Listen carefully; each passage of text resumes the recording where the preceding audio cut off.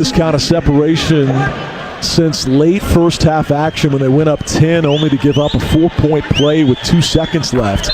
Free throw good. 3-point play completed. How big has DeJuan been the last couple of minutes? Well, like I said, after Michigan State a couple possessions ago got a bucket, DeJuan got it and just busted it up the floor and got that really difficult layup.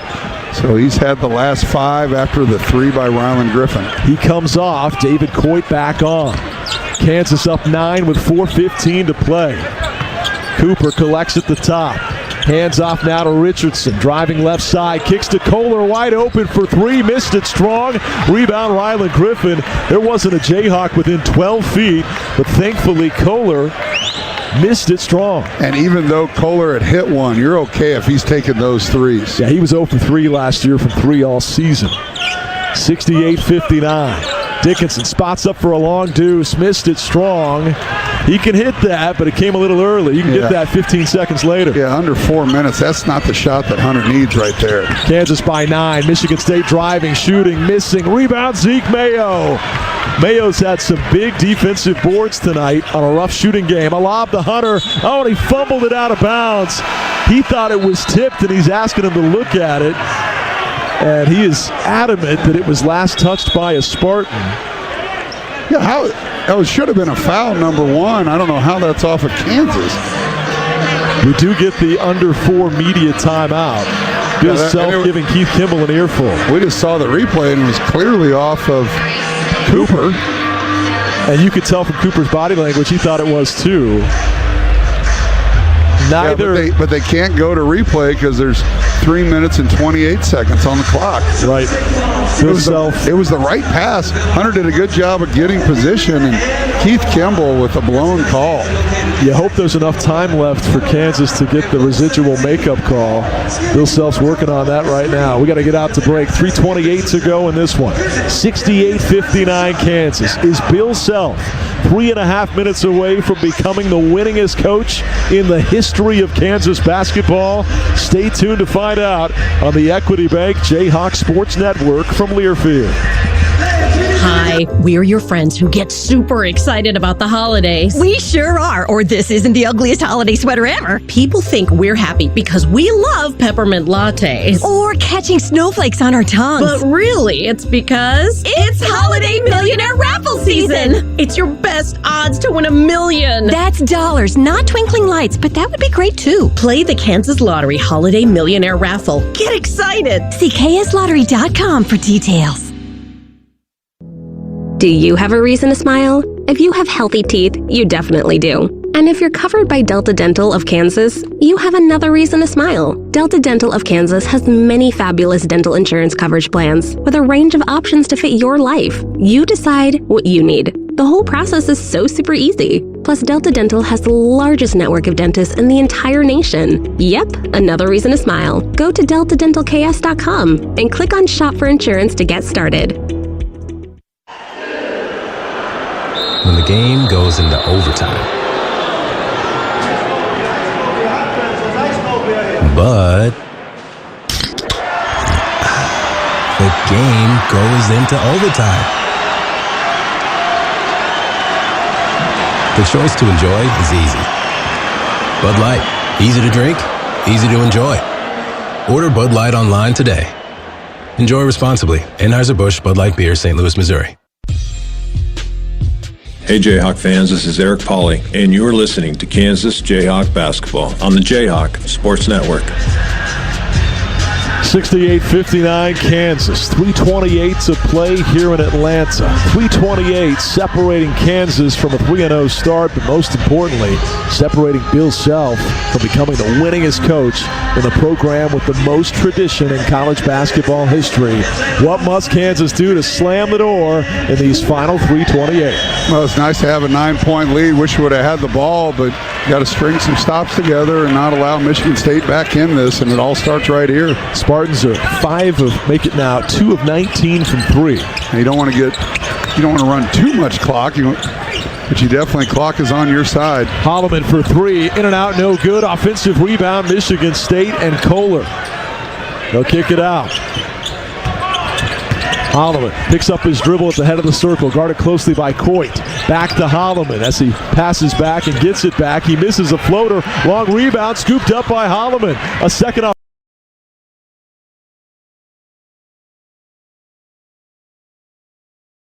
Offensive rebound. Richardson shot fakes. Kicks to Holloman. Another three launched. Another three missed. Offensive rebound. Kohler misses. But finally they tip it in with Carr. 5 shot attempts on that possession following 4 offensive rebounds. Yeah, a couple of those rebounds were long rebounds. But, man, you got to be able to get that one. Cannot give a good team 5 looks at it. I know KJ's playing on a bad wheel tonight with a sore ankle, but they got to get more on the glass out of that position inside. Dickinson, by the way, with his 50th career double-double tonight. Here's a drive by Mayo. Shot on the run, misses, but tipped home by Big Hunt. He got that left paw up in the air and taps it home. KU by 9. On the other end, a driving finish is good for Trey Holloman, and the foul on Zeke Mayo. It's a chance at 3 for a Sparty team that will not go away. And that was another made basket that you give up a quick hitter on the other end. Bill Self loves it when guys get downhill. That's what Zeke Mayo did, and that's why the bigs go to Zeke. That gave Hunter an opportunity to tip it in, but he gave up an and one opportunity on the other end. They can make this a 2-possession game, and they just did. 70-64 Kansas. Holloman's been averaging 5.5 points this season after averaging nearly 6 a season ago. Guy that was recruited to play both college basketball and football. He was an all-star defensive back in the prep ranks. He chose hoops. Hawks by 6 with 2 minutes to play as DeJuan Harris returns to the game for Diggy Coit and brings it up the floor from left to right. Zeke Mayo on the right wing. Finds KJ Adams, shot clock showing 15. Dickinson at the top, picks up his dribble, hands off to Zeke, drives left side, up, under, and down. Zeke Mayo gets the deuce to go. KU by 8. What a great play by Zeke. Got over to the left side, used the rim as a defender, basically. They couldn't get it, almost a steal. Big time play by Zeke Mayo to give Kansas a little more breathing room, up 8. Prior to that, he'd been 1 of 7, but that's a big bucket in crunch time for Mayo. Not a lot of urgency by Michigan State right now as they're running the clock down. KU up 8. Michigan State taking their time. Fiddler, a desperation 3, misses. Rebound, Ryland Griffin. And down by 8. They ran 28 seconds off the clock. Now Kansas can get this under a minute, up 8 at a minimum. Jayhawk fans coming to their feet here in Atlanta. The Duke and Kentucky fans never really got behind the Spartans tonight. You're right, they didn't. It was kind of a dead atmosphere. There's a bad pass by Mayo, a tip and a steal. It's a live ball turnover, and Fears will lay it up and in. And that's the type of stuff that'll make Bill Self cringe as they cut it to 6 with 45.9 seconds to go. Michigan State wasn't even trying to foul. They weren't really pressuring in on a dribble handoff between basically your 2 point guards. They get a steal and an easy one, so now they're going to have to foul. 46 seconds left on the clock, down by 6. Can't wait to hear the Martin Pringle Attorneys at Law Bill Self interview. And if this was any other night when history wasn't about to be clinched, should they hang on in these last 45 seconds, I'd be curious to hear the honest assessment of what he thought one half to the next. But they found a way to grind through an atrocious first half offensively. They found a way to get some points from some rare sources tonight, but there have just been little breakdowns like that last one that you have to remind yourself it's only November the 12th, and it's going to look much different by the time March the 12th rolls around. Yeah, and some people might say it's a bit of a hangover from Friday night. So much energy, so much atmosphere at Allen Fieldhouse, but it's 4 or 5 days ago. I don't know if that's it, so it'll be interesting to hear what Bill says. But first things first, we got to be strong with the ball, knowing that Michigan State's going to try and foul, and you got to step up and make free throws. They will be in the double bonus, and it is a 6-point game, so making one free throw will make it a 3-possession game. So just got to take care of business and get out of here. Ugly wins still count. Indeed. And it takes some pretty ones and some ugly ones to add up to 591 if you're going to win over the course of 22 years in one spot. And This is one tonight they have a chance to grind out with 45.9 seconds to go. As Greg said, Kansas already in the double bonus. Who do you want to get the ball into here, knowing that a foul and free throws is coming immediately? DeJuan or Ryland, but what Michigan State will probably do is leave KJ Adams. And if you get it back to Zeke, I'd like him at the free throw line too. Get it into Harris. Passes out of a double team ahead to Mayo, who lobs to KJ. Here comes the potential foul. KJ trying to get loose of it. Flings back to Mayo. And now they foul Zeke. They had a chance to foul a career 60% shooter. Instead, it's Zeke Mayo that will go to the line. And Tom Izzo is furious at his guys for not going to tackle KJ Adams, even though he is 4 of 4 from the free throw line tonight. Numbers don't lie. That's what they wanted. So now Zeke Mayo will go to the line with a chance to make this a 7 or 8 point game. It's been a rough shooting night, but he's a career 87% free throw shooter, and he calmly sinks the first. One more coming as he ups it to a 3-possession game now with 36.2 seconds to go. You know, it's also a sign of a good player. Zeke Mayo has now 5 points, but he's got 9 rebounds and 7 assists. And they're all on the defensive end. I said that earlier. There have been some big defensive closeouts where he's come up with the big stop and the rebound. Both free throws good on a pure swish. Kansas now by 8 and 35 seconds to go. And he had the driving bucket a few minutes ago that we really needed. There's a 3 by Michigan State there as Fiddler knocks it down, makes it a 5-point game, so it's not over yet. 74-69. The Spartans, prior to that make, had been 2 of 22 from 3. Who would have thought that this game would be in the 70s after the lull we had in that first half? I mean, it felt like the first team to 50 is going to win, but they've really heated up. If anybody got there. No kidding. The second half box score for Michigan State, much prettier on the eyes for Tom Izzo.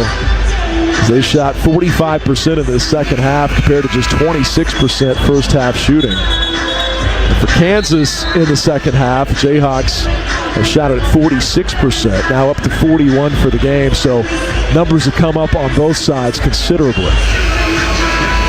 Well, stay tuned. 29.7 seconds away from history if they can close it out. Kansas up 5, seeking win number 591 for Bill Self. I just saw on the video board, Frank Mason is here behind the bench. He had that great shot in New York City after we had lost to Indiana and Hawaii and Champions Classic lore, as Frank Mason put the Duke Blue Devils away.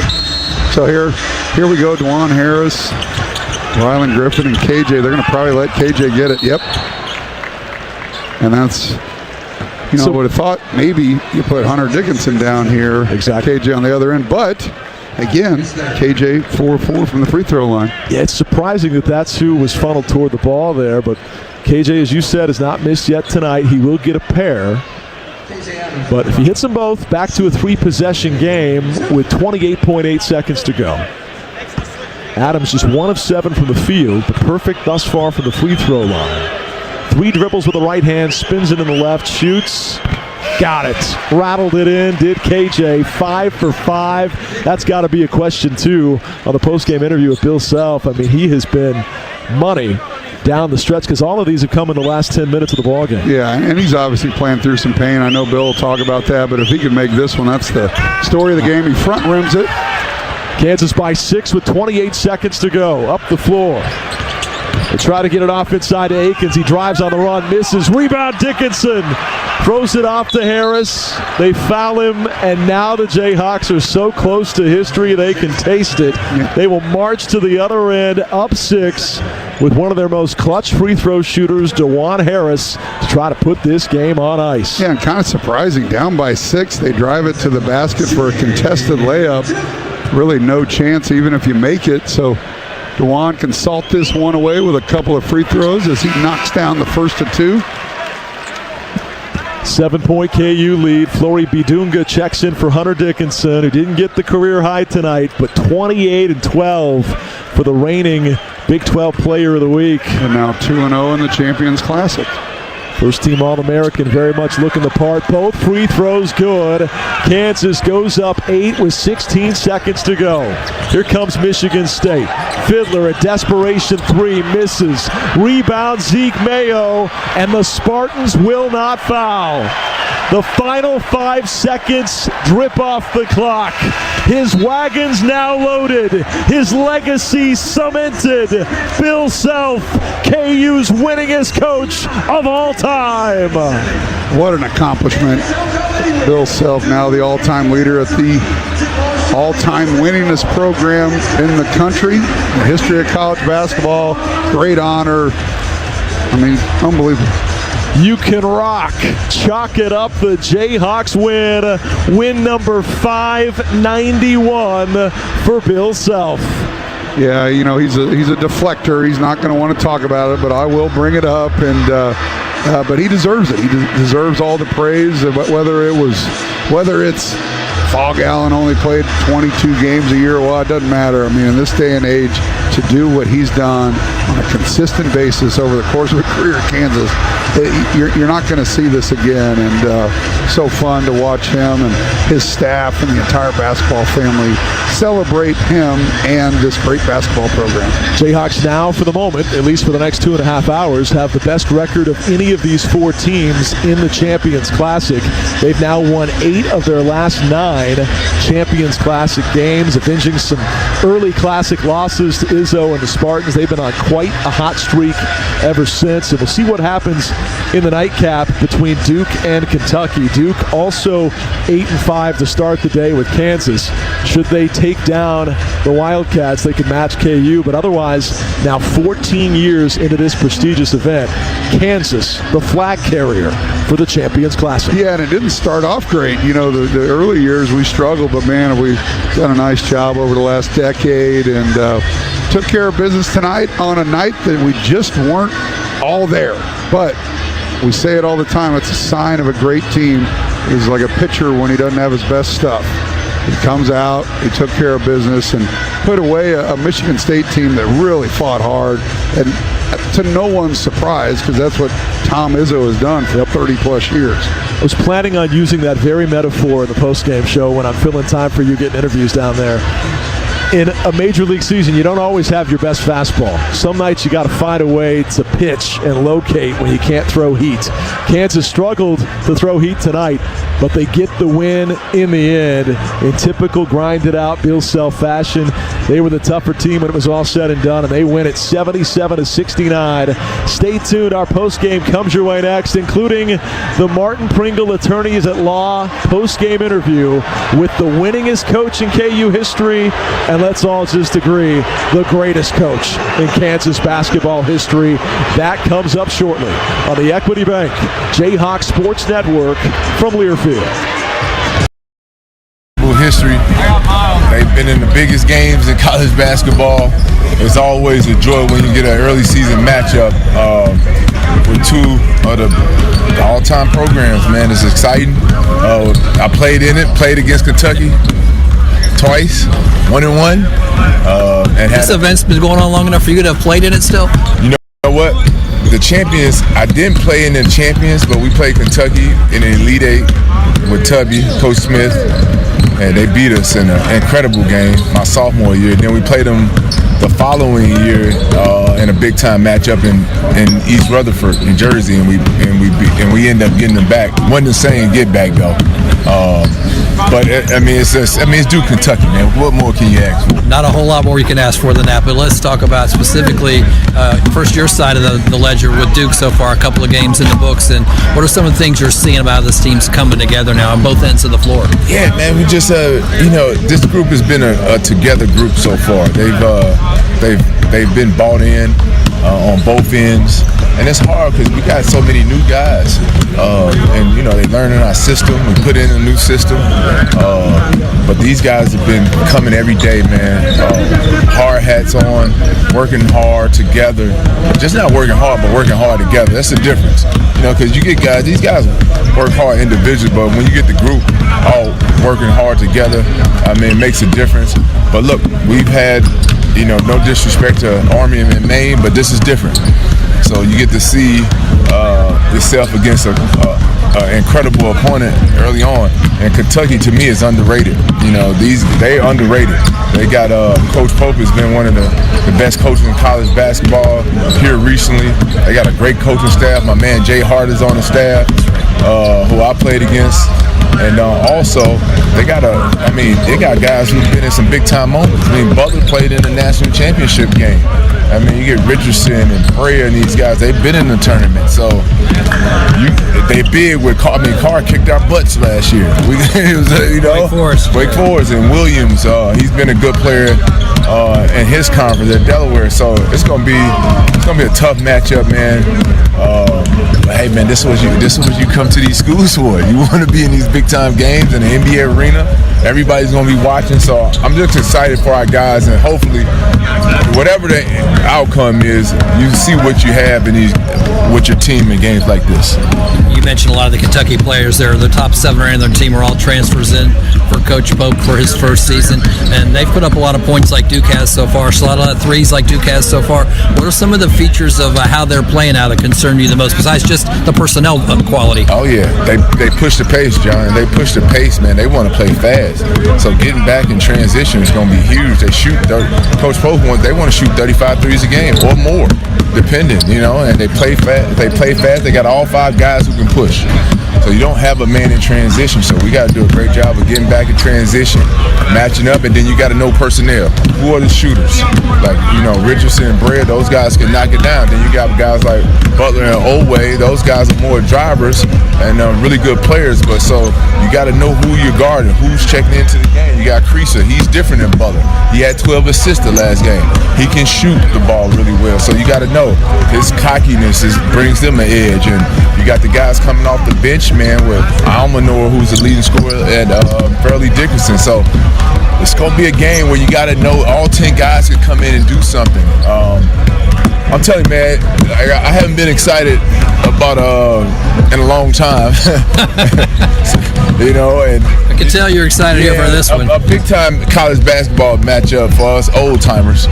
It gets you going, man. It gets you going. So hopefully tonight, man, it'll be electric in here, and our guys can come out and compete and do well. All right, Chris Carwell, Duke Associate Coach, and we've got more when we continue on Duke and Kentucky from Atlanta on our Reach Jewelers Countdown to Tip-Off. Blue Devil fans, here's your chance to team up with Duke Basketball in a season-long effort to support Duke Children's Hospital. We're asking 1,000 fans to be Hoops Heroes for the kids at Duke Children's by making a $25 gift to the Charity Stripe 1000 Challenge. Your gift enters you for a chance to win tickets to the Duke-UNC game in Cameron Indoor Stadium on February 1st. Give your 25 by texting Hoops Hero to 919-372-4159 and become a Duke Children's Hoops Hero today. FanDuel Sports Network is your new home for your home teams. That's what I'm talking about! Watch all the big hits. Oh, mercy! Big shots. What a dime! Big goals. He scores! All in one place. Are you kidding me? For coverage of Blue Devils athletics, the Carolina Hurricanes, and the Charlotte Hornets, visit FanDuelSportsNetwork.com today and watch all season long. You're listening to Duke Basketball on the Blue Devils Sports Network from Learfield. Think about the last time you moved. Remember how you said you'd never do it alone again? We know moving is tough, but at 2 Men and a Truck, we make it easy. No matter the move, big or small, we'll make it a smooth one. We're the movers who care, and we'll prove it with our 96% referral rate and courteous background check movers. We're local and affordable, and we can help at a price that won't make you wish you'd done it on your own. When you're ready, give us a call or find us online for a free estimate at 2menandatruck.com. It's bow time. It's not just football season. It's tailgate season. And that includes every kind of football, whether it's got goalkeepers or goalposts. The kick is good! Because it doesn't matter where or how you tailgate. When you've got crispy chicken and fluffy buttermilk biscuits from Bojangles, your tailgate is better than great. It's legendary. Head to Bojangles and order your tailgate box with boldly seasoned chicken, fixins, biscuits, and legendary iced tea today. It's bow time.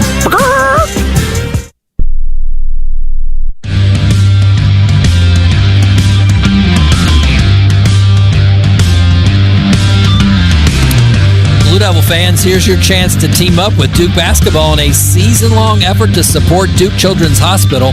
They're asking 1,000 fans to be Hoops Heroes for the kids at Duke Children's by making a $25 gift to the Charity Stripe 1000 Challenge. Your gift enters you for a chance to win 2 tickets to the Duke UNC game in Cameron on February 1st. You give your $25 by texting Hoops Hero to 919-372-4159. Become a Duke Children's Hoops Hero today. We're looking at 9:11 as the starting time for Duke and Kentucky. Both teams on the floor right now warming up for this contest. So our countdown to tip-off includes about 22 more minutes before these two guys go at it in the second game of this year's State Farm Champions Classic.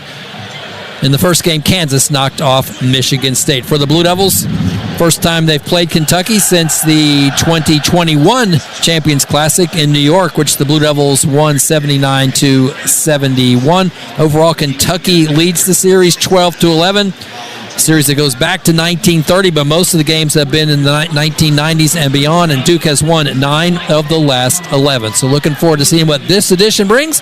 And before we get there, we're going to hear from our David Shoemate talking to Coach John Shire, lineups, and more as we continue from Atlanta on the Reach Jewelers Countdown to Tip-Off. From sugar cookie crumbs in the kitchen to pine needles under the tree, count on Steel for Christmas cleanup made easy with the SEA20 battery-powered handheld vacuum. Now just $99.99. Power up the holiday and give a gift from the top of their wish list. Visit your local Steel dealer today or shop online at steelusa.com. Was $159.99 MSRP. Includes battery and charger. Offer valid for a limited time only at participating dealers while supplies last. Are you ready to show your Duke pride wherever you go? Visit shop.duke.edu, your one-stop online store for all things Duke. From the latest apparel to must-have accessories, Duke University Stores has it all. Whether you're a student, alumni, or fan, shop.duke.edu has something for everyone. Get your hands on exclusive Duke gear today. Shop conveniently online at shop.duke.edu, where real Duke fans shop. We've called a 60-second local break timeout. Then more Duke basketball. You're listening to the Blue Devil Sports Network from Learfield. This is Coke Zero Sugar. Could I be the best Coke ever? Try and taste with your ears. Hear those bubbles? Imagine them tingling on your tongue. Fizzy deliciousness. Listen to that cascading liquid. A mouth-watering waterfall. Irresistibly tasty. Zero sugar. Crisp, refreshing, and ice cold. Is Coke Zero Sugar the best Coke ever? Try and decide. Hey fans, this is Wayne Cook, co-host of College Sports Now. We're breaking down all the action from around the country every week during the football season. We'll look beyond the box score and keep our finger on the pulse of college football from September all the way to the national championship game in January. Listen all season long on Apple Podcasts, Spotify, or wherever you'd love to get your podcasts. And be sure to follow along on Twitter at CSNowTweets.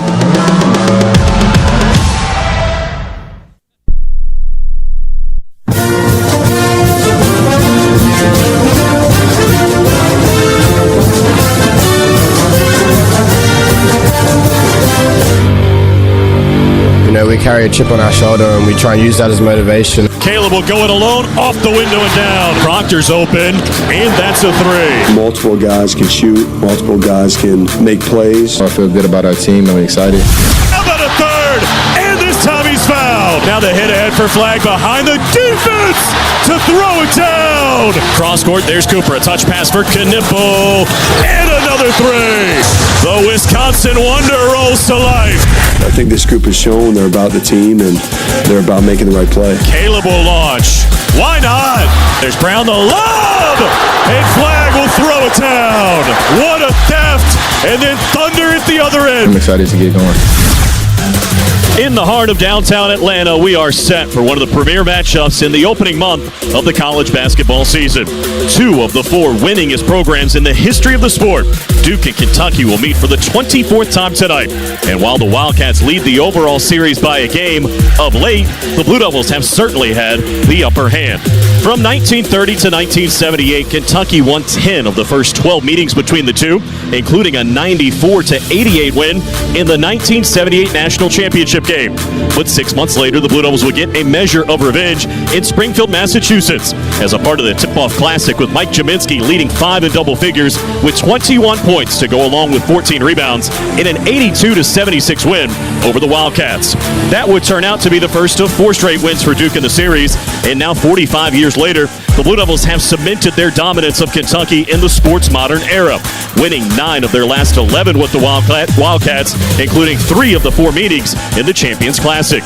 And in a matchup dripping with history, tonight will also bring a new wrinkle to the series, as John Shire and Mark Pope meet for the first time, each having raised a national championship trophy as a player, now looking to do the same as the head coach at their respective alma maters. It's Duke and Kentucky, and off we go from Atlanta. On the Blue Devil Sports Network from Learfield, this is Duke Basketball. Blue Devil Basketball is brought to you by Coca-Cola. Crisp, refreshing, and irresistibly tasty. Is Coke Zero Sugar the best Coke ever? Try and decide. Reed's Jewelers, your home for fine Swiss timepieces, beautiful diamonds, and the world's most luxurious jewelry brands. Reed's Jewelers, trusted with life's moments. By Continental Tire, the exclusive tire of the Blue Devils. Find the right tire for your vehicle at ContinentalTire.com. Continental Tire, the smart choice in tires. By the Hilton Garden Inn, your home base near Duke University. By Duke Health, be a game changer. The Duke team is pioneering the future of healthcare for communities in the Triangle and beyond. Discover what's possible at careers.dukehealth.org. And by the Washington Duke Inn, honoring tradition over trend for over 30 years. Still ahead, keys to victory, starting lineups, and the opening tip. This is Duke Basketball from Learfield. He'll fire, and it's good! This is Duke head men's basketball coach John Shire. When it comes to keeping our team healthy, we turn to the team at Duke Sports Medicine. We offer full-service sports medicine care at locations throughout the Triangle, where you can see the same experts used by Duke Athletics. Make an appointment or learn more at dukehealth.org/sportsmedicine. Go Duke. The crowd loves that. It's bow time. It's not just football season. It's tailgate season. And that includes every kind of football, whether it's got goalkeepers or goalposts. The kick is good! Because it doesn't matter where or how you tailgate. When you've got crispy chicken and fluffy buttermilk biscuits from Bojangles, your tailgate is better than great. It's legendary. Head to Bojangles and order your tailgate box with boldly seasoned chicken, fixins, biscuits, and legendary iced tea today. It's bow time. Duke plays here. Flying in, reverses it, up and in for 2. This is the Blue Devil Sports Network from Learfield. Let me grab my car keys and we'll roll. We still going to that new bar downtown? Yeah, it's supposed to be fun. Lexi, give me driving directions from home to downtown bar district. Autocorrect. Suggest Uber. Pick up, home. Drop off downtown bar district. No, I'm driving. Suggest the Metro bus. Departing in 12 minutes. Point taken, Lexi. We'll grab a ride. If you drink, don't drive. Decide to ride. Brought to you in partnership by Anheuser-Busch, Mothers Against Drunk Driving, and Uber. Which schools will take home the prestigious Learfield Directors Cup as the top college athletic programs for the 2024-25 college athletics season? You can follow the standings of your favorite team or alma mater at L Directors Cup on Twitter and online at thedirectorscup.com. Trophies will be awarded in June 2025 to the winning institutions in all college sports divisions. Learfield Directors Cup, the crowning achievement in college athletics.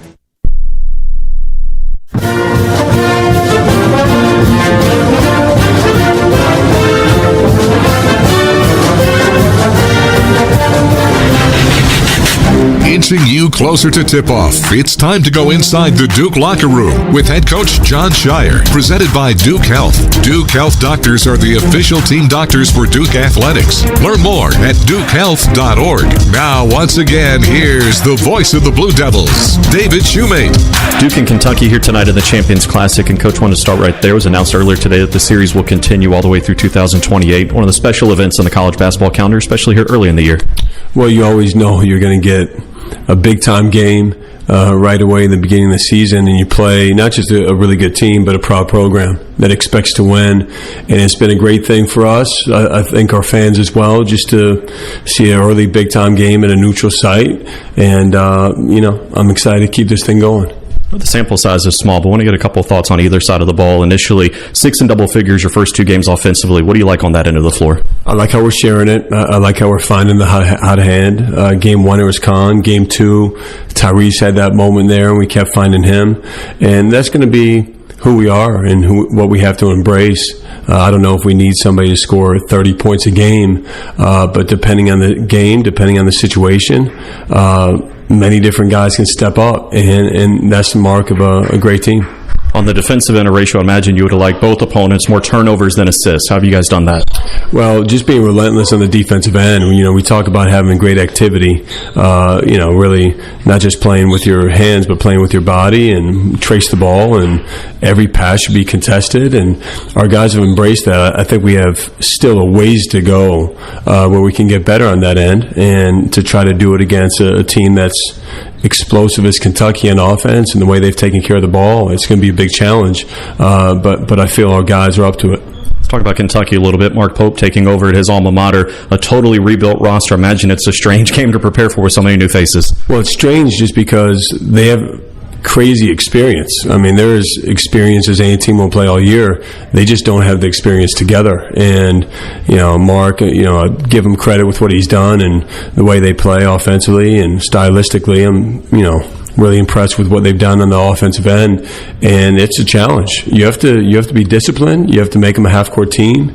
They have shooting firepower where you got a couple guys on the team that are capable of hitting 7, 8, 9, 10 threes individually. So it spreads your defense out, which we don't want to do, but we also want to make it hard on those guys to get open looks. I do want to ask you about one of those shooters. Brea comes off the bench, led the nation a year ago in three-point shooting. I think he's already right up there again this year. What have you seen from him? Yeah, well, he's showed 83% from 3. I think it's really, I don't know how you can do better. I guess you can shoot 100, and that would be better. But he's a proven shooter.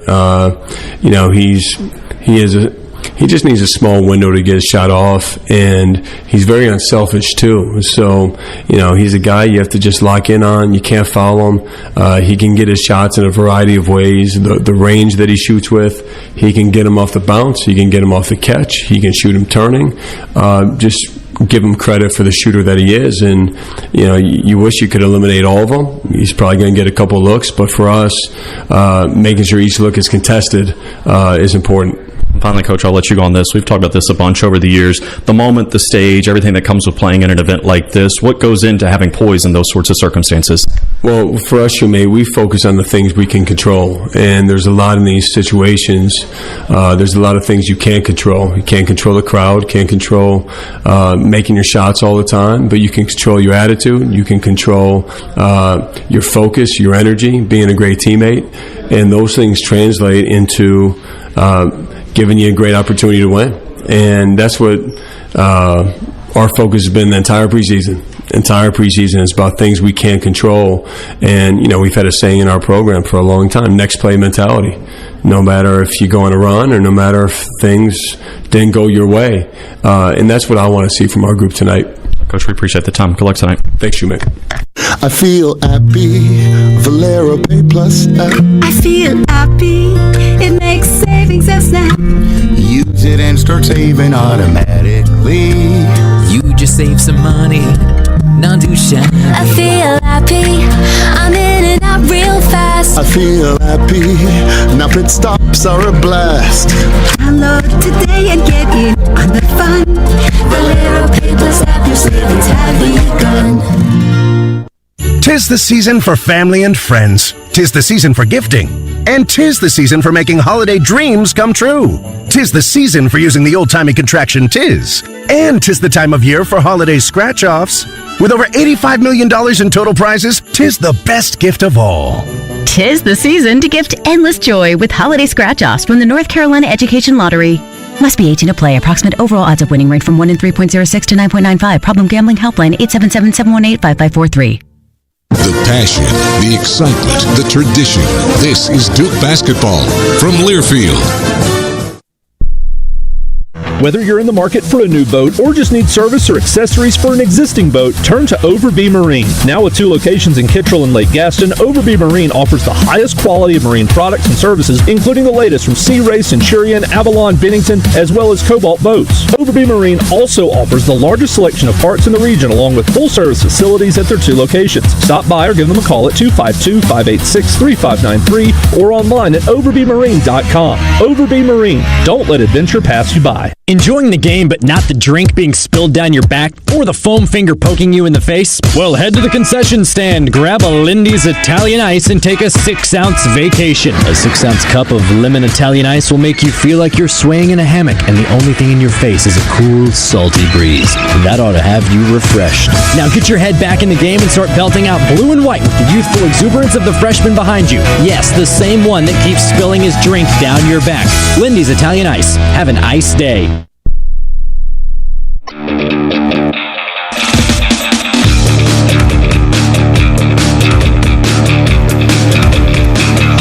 Back here in Atlanta as we get set for the Champions Classic tonight. It's the Blue Devils and the Wildcats. 24th meeting between the two. The Blue Devils trail in the series 11-12, trying to even it up tonight and in the process pick up their 3rd win to start the season. David Schmidt alongside John Roth. Great to have you guys with us tonight. And John, this one has been circled for a while for really fan bases on both sides. It's the first true test after 2 teams won rather easily in their first 2 games each.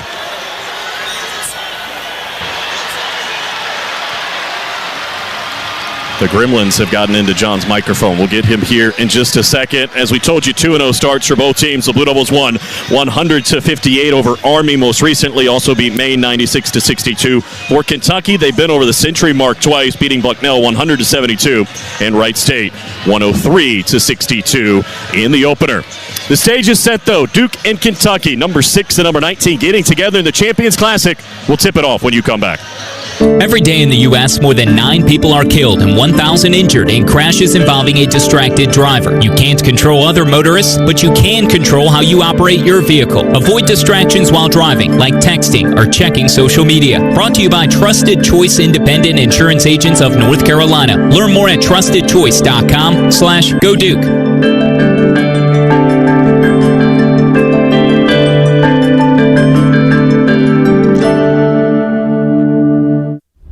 For any surface and every season, Continental Tire is the smart choice in tires. From ultra-high performance tires like the Extreme Contact Sport 02, the passenger touring tires, to all-terrain light truck tires like the Terrain Content AT, Continental has a tire that gives you confidence no matter the road conditions. Whether you're looking for summer, all-season, or winter tires, Continental Tire has something to fit your needs. Visit ContinentalTire.com to find your ideal tire. Continental Tire, a proud partner of the Duke Blue Devils. You're listening to Duke basketball on the Blue Devils Sports Network from Learfield. Hey Duke fans, want to enhance your game day experience? Poetry Finance, official digital banking partner of Duke Athletics, is here to help. With Poetry, managing your finances is a breeze. Just download the Poetry app to discover how Poetry Finance can help you. Poetry Finance, write your own future. Start now. Financial tools for everyone. Let us help you get started at poetryfinance.com. That's poetryfinance.com. Think about the last time you moved. Remember how you said you'd never do it alone again? We know moving is tough, but at 2 Men and a Truck, we make it easy. No matter the move, big or small, we'll make it a smooth one. We're the movers who care and will prove it with our 96% referral rate and courteous background check movers. We're local and affordable, and we can help at a price that won't make you wish you'd done it on your own. When you're ready, give us a call or find us online for a free estimate at 2menandatruck.com.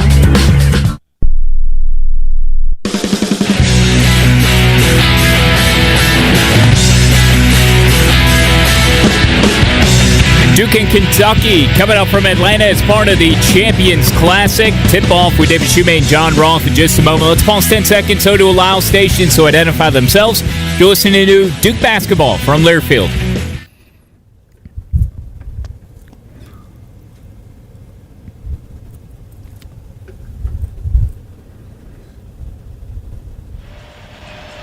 Blue Devils and Wildcats coming up from State Farm Arena with John Roth and John Rose. Here's the voice of the Blue Devils, David Shumate. All right, thank you very much, Kyle. As we get set for tip-off tonight between Duke and Kentucky, the Blue Devils number 6 in the most recent AP poll. Kentucky number 19. Let's give you the starting lineups. We'll begin with the Wildcats. Kind of alternate back and forth, but Kentucky is the designated home team in this event here tonight. And they're going to roll out the same starting 5 they've used in their first 2 games. At the point will be number 2, Jackson Robinson, a guard, a graduate student. Used to this, a grad transfer. He came over from BYU with Mark Pope, 6'6", 192. Out of Ada, Oklahoma, averages 11 points a game. In their first 2 contests was the Big 12 Sixth Man of the Year a year ago, averaging 14 a game. Number 00 is Otega Owe. He's a junior guard, 6'4", 215 out of Newark, New Jersey. He's a transfer from Oklahoma, second leading scorer for the Sooners a year ago. Number 1, Lamont Butler, a graduate student, a guard, 6'2", 208 out of Moreno Valley, California. He transferred in from San Diego State, where he was twice the Mountain West Conference Defensive Player of the Year. Number 22 is Amari Williams, a graduate student, a center, 7-footer, 262 out of Nottingham, England. He's a grad transfer from Drexel. He was the CAA Defensive Player of the Year each of the last 3 seasons. And rounding out the starting 5, a familiar face to the Blue Devils, number 7, Andrew Carr, a grad transfer from Wake Forest. He's a forward, 6'11", 235 out of Westchester, Pennsylvania. He's made a boatload of starts in his career. And now he's playing for head coach Mark Pope, I should say, in his first season back at his alma mater. The associate head coach is Alvin Brooks. The associate coach is Mark Fox. And the assistants are Cody Feger, Jason Hart, and Mikhail McLean. Meanwhile, for the Blue Devils, 2-0, coming off that 100-58 win over Army last time out. Same starting 5 here tonight. Caleb Foster, point guard, sophomore, Harrisburg, North Carolina. Tyrese Proctor, guard, junior, Sydney, Australia. Con Knipple, wing, freshman, Milwaukee, Wisconsin. Cooper Flagg, small forward, freshman, Newport, Maine. Kaman Madid Maloch, I'm a center, freshman, and I'm from South Sudan, Rumbek. And as we said, the Blue Devils are the designated visitors here tonight, so Kentucky is going to wear white jerseys and shorts with blue numerals and lettering, a blue stripe down the side as well. Meanwhile, for the Blue Devils, breaking out the black jerseys for the first time this season with Duke blue numerals and lettering trimmed in white, a Duke blue stripe down the side, and an Iron Duke B logo in white at the bottom of the shorts. And we're going to watch the Blue Devils go left to right here as we see things on the mezzanine level at State Farm Arena. Behind the team benches is our vantage point, as John Shire's group looks to make it a 3-0 start to the season, in the process leveling the all-time series with the Wildcats, looking for their 3rd consecutive win over Kentucky tonight.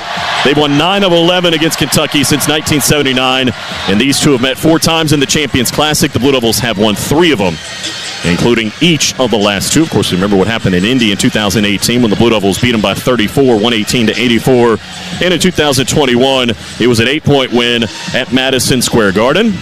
The Blue Devils came in tied with Kansas for the best mark in the event at 8-5. Going to have to win tonight to keep pace, because Kansas took care of business against Michigan State in the first game here tonight. 77-69 was the final, behind Hunter Dickinson's 28-12 effort.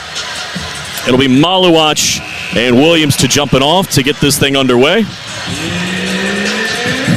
Ron Groover is going to lead our officiating crew. He's assisted tonight by Joe Lindsay and Courtney Green. As you would expect, near capacity crowd on hand. Even some of the Kansas and Michigan State fans hanging out to watch the marquee matchup, I think it's fair to say, this season, as the Blue Devils and the Wildcats get together. Great to have you along for the ride here tonight. Maluach and Williams are set. Joe Lindsay has the basketball in hand. It's in the air, and away we go as Kentucky controls the opening tip. The Blue Devils open up man-to-man defensively, as you would expect. And it's Butler who gets it immediately into the hands of Williams. Looking to the left, nobody home. Spins back to the right. Dribbles that way. Underhand scoop into the hands of Owe. He gets rid of it to the left, and Carr, and now Robinson has it. Shot clock's down to 12. Up top, Williams. Bounce pass to the baseline. Cooper Flagg defending Carr, trying to back him down. Works with the right-hand dribble. Nearly got it knocked loose. Fades away. Missed it short. The rebound from Maluach. Had a double-double, 11 and 14 in the win over Army. And the Blue Devils hunting the lead on their first possession. Foster sends it to the right. Flagg right back to Caleb. Looks to the left. Here's a lob, and there is the tip dunk, I guess you could call it, for Cooper Flagg to get it started. Able to tap it home, and it's a 2-0 start. Meanwhile, Williams at the other end can't hit the scoop over Malowacz. Out of bounds. Last touch by the Blue Devils. As they say, they touched it along the baseline. Kentucky will keep it with 23 to shoot. Now 2 officials come in. They might change this call. As Courtney Green comes over for a word. Nope, they're not going to change the call. And it'll be Butler to cue it in. Off the left baseline, right side of the hoop. Trying to get underneath for Owe, not there, so he sends it into the right corner, and Robinson backs out. Carr at the top of the key. Swings it low on Proctor, who nearly knocked it loose. Looking to the left, and now Owe has it. Trying to drive Caleb Foster, lost it out of bounds. Able to save it, but right to Caleb. Now a 5-on-4 left to right. To the right, it's Proctor. A drive into the paint, floats off the window and down, and it's a 4-0 start. Quickly down court, Owe drives and unable to finish, but a foul is called on the way to the hoop. We'll see if they give it to Knipple or Malowacz. It's going to be on Kahn. That is his first. And you get an early taste of the tempo we're going to see here tonight as Kentucky came screaming down the floor. It'll be Owe to go to the line where he's made 4 of his 5 attempts this season. Certainly a fast tempo to get this game started. No sooner had the ball gone through the net on Tyrese Proctor's drive than Kentucky was already putting it in play and was across the three-point line. They are streaming down the floor, but the Blue Devils want to do the same. They've been sharing the basketball really well. Talking about Kentucky here early in the year. I know it's only 2 games, but 26.5 per game. But you can already tell the Blue Devil defense causing some issues for the Wildcats trying to run their offense.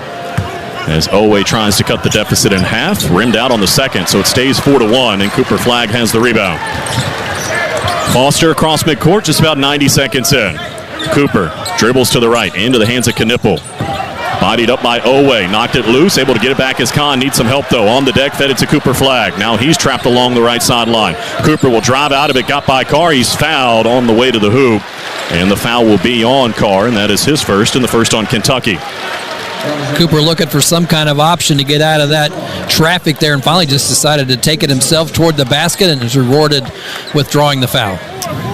Well, Knipple and Cooper are the 2 leading scorers. Kahn's averaging 18.5 per game. Cooper Flagg 15.5. Cooper deep in the right corner with a fresh 20. Going to work on Carr. Drives him into the paint. Packs him down. Up top, Knipple. A good look from 3. A little bit too strong. And the rebound into the hands of Butler for Kentucky. He races to the other end. A little shoulder discard to get rid of Foster. Kicks it to the left and Carr. Now into the corner and Owe. Shovels it cross court dangerously, but it came to Butler. And now back up top into the hands of Williams. Backdoor feed, and coming open is Butler on the right to lay it in. And Kentucky is back within 1. 2 minutes gone in the opening half. The Blue Devils have a 4-3 lead. Flagg to the left, going to take a 3, miss it, rebound Malowacz off the right window and down. An offensive board and a putback, and it's 6-3. Carr has it for Kentucky into front court. To the right and Owe. Looking for a screen. Gets it from Carr to the baseline. Back up top to the big fella. He'll take a 3 and hit it off the right. Andrew Carr with just his second 3 of the season. He's now 2 out of 3. And Kentucky is tied it at 6, 2.5 minutes in. They've been averaging 33s a game, so they're going to be throwing them up here tonight. No question about that. Flagg has it on the left. Back up top for Foster. Shoulder shake. He'll take a 3 up top and didn't get the roll. The rebound inside for Kentucky and Robinson.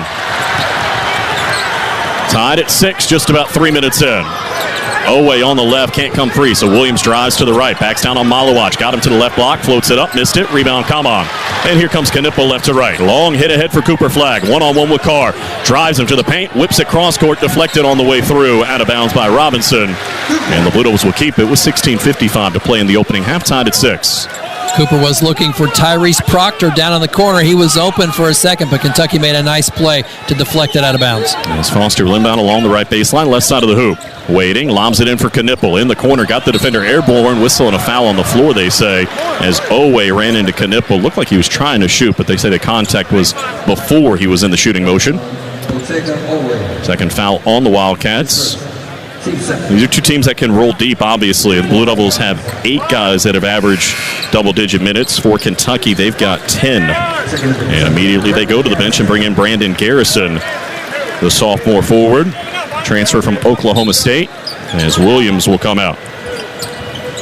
Blue Devils get in for Malowacz, right back for Foster along the left sideline. To the right, there's Cooper Flagg, and a handoff for Tyrese Proctor. He wants to drive, right side of the paint, backs out with 12 to shoot. Carr has him on a switch, drives him to the free throw line. A fadeaway is pure. Tyrese Proctor has 4 in the early going, and the Blue Devils are back in front. It's 8-6 as we see Malik Brown trot to the scorer's table. He'll be the first off the bench for John Shire tonight. At the next head ball, he'll come back in as Owe drives. Nearly got it knocked loose by Foster. Got rid of it to the left in Garrison. Right back to Owe. Left side 3. Good again. Kentucky hitting their threes early. And the Wildcats have their first lead of the night, 9-8. Foster trying to change that. Racing into the paint. Needs some help. Lobs it up top for Cooper Flagg. And now they'll reset. To the left, it's Tyrese Proctor. Off of the screen. Sizing up the defense. Butler has him on a switch. Now Caleb has it. Wants to drive into the paint. Kicks to the left. Proctor, a ball fake, and a 3. Count it. Tyrese Proctor off to a great start tonight. A drive, a pull-up, and a 3 to put the Blue Devils up 11-9. 15:50 to go until the break.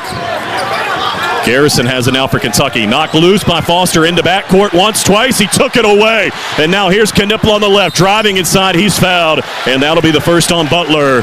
And it's going to chase us to a timeout. 15:41 to go until the break. The Blue Devils lead at 11-9 early. Oh, what a great camping trip for the Williams family. It was epic, Zach. And this week's MVP was their 2024 Ford Bronco SUV, Matt. Absolutely. It hauled everything and everyone to this great spot by the lake. And get them back in time for the big game. Yeah, let's go! Let's go. With the Ford Bronco or Bronco Sport SUV on your team, it's game on. For the latest offers, go to buyfordnow.com or see your Carolina Ford dealer today. He'll fire, and it's good! This is Duke head men's basketball coach John Shire. When it comes to keeping our team healthy, we turn to the team at Duke Sports Medicine. We offer full-service sports medicine care at locations throughout the Triangle, where you can see the same experts used by Duke Athletics. Make an appointment or learn more at dukehealth.org/sportsmedicine. Go Duke. The crowd loves that.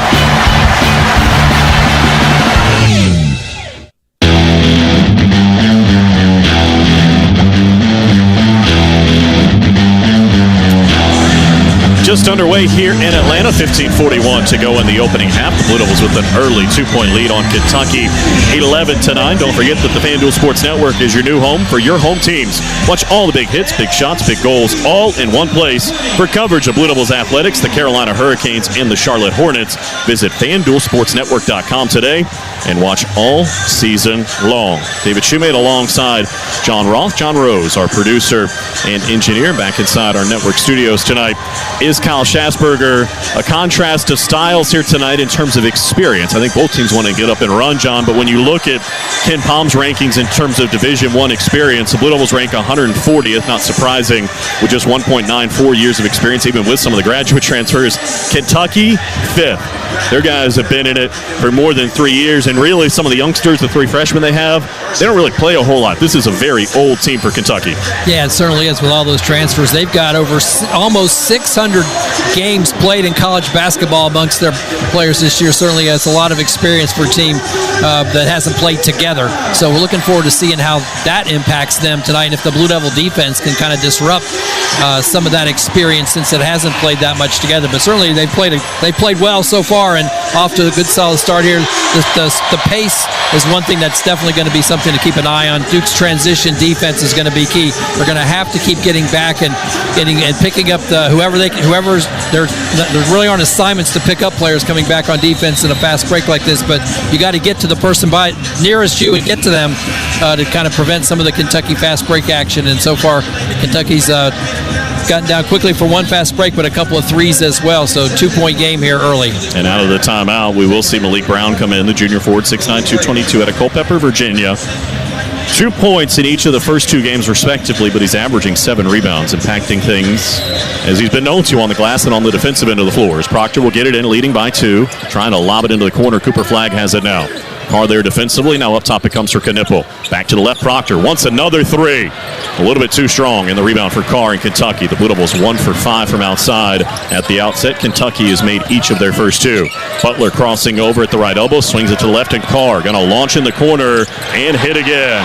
Andrew Carr with his second 3 of the night, and Kentucky is back in front. It's 12-11 with 15:15 to play in the half. Flagg, a crossover, a right elbow jumper, and immediately the Blue Devils retake the lead. Cooper Flagg showing some of the skill at the free throw line. 13-12 now. Butler has it for the Wildcats. Garrison catches. Tried to go backdoor. They say a foul is going to be called on Brown. Poking in. That'll be his first. And a second on the team. Malik Brown playing tight defense out at the top of the key that time, just trying to prevent any penetration and difficult looks for a pass, but whistled for the contact foul. As Kentucky gets it in, we see Kirk Krisa into the game for the first time, the senior guard out of Tartu, Estonia. He's averaging a bunch of assists early on, 17 in their first 2 games. As Carr has it now, right back to Krisa. On the left, he'll take a 3. Wow, Kentucky feeling it from outside early. That's their 4th three-pointer, and they take a 15-13 lead with 14:38 to play until the break. That has been their offense so far this year. Knipple on the drive, got it knocked loose from behind, out of bounds. Last touch by the Blue Devils. As we see Sion James out there for the first time, the graduate student out of Sugar Hill, Georgia.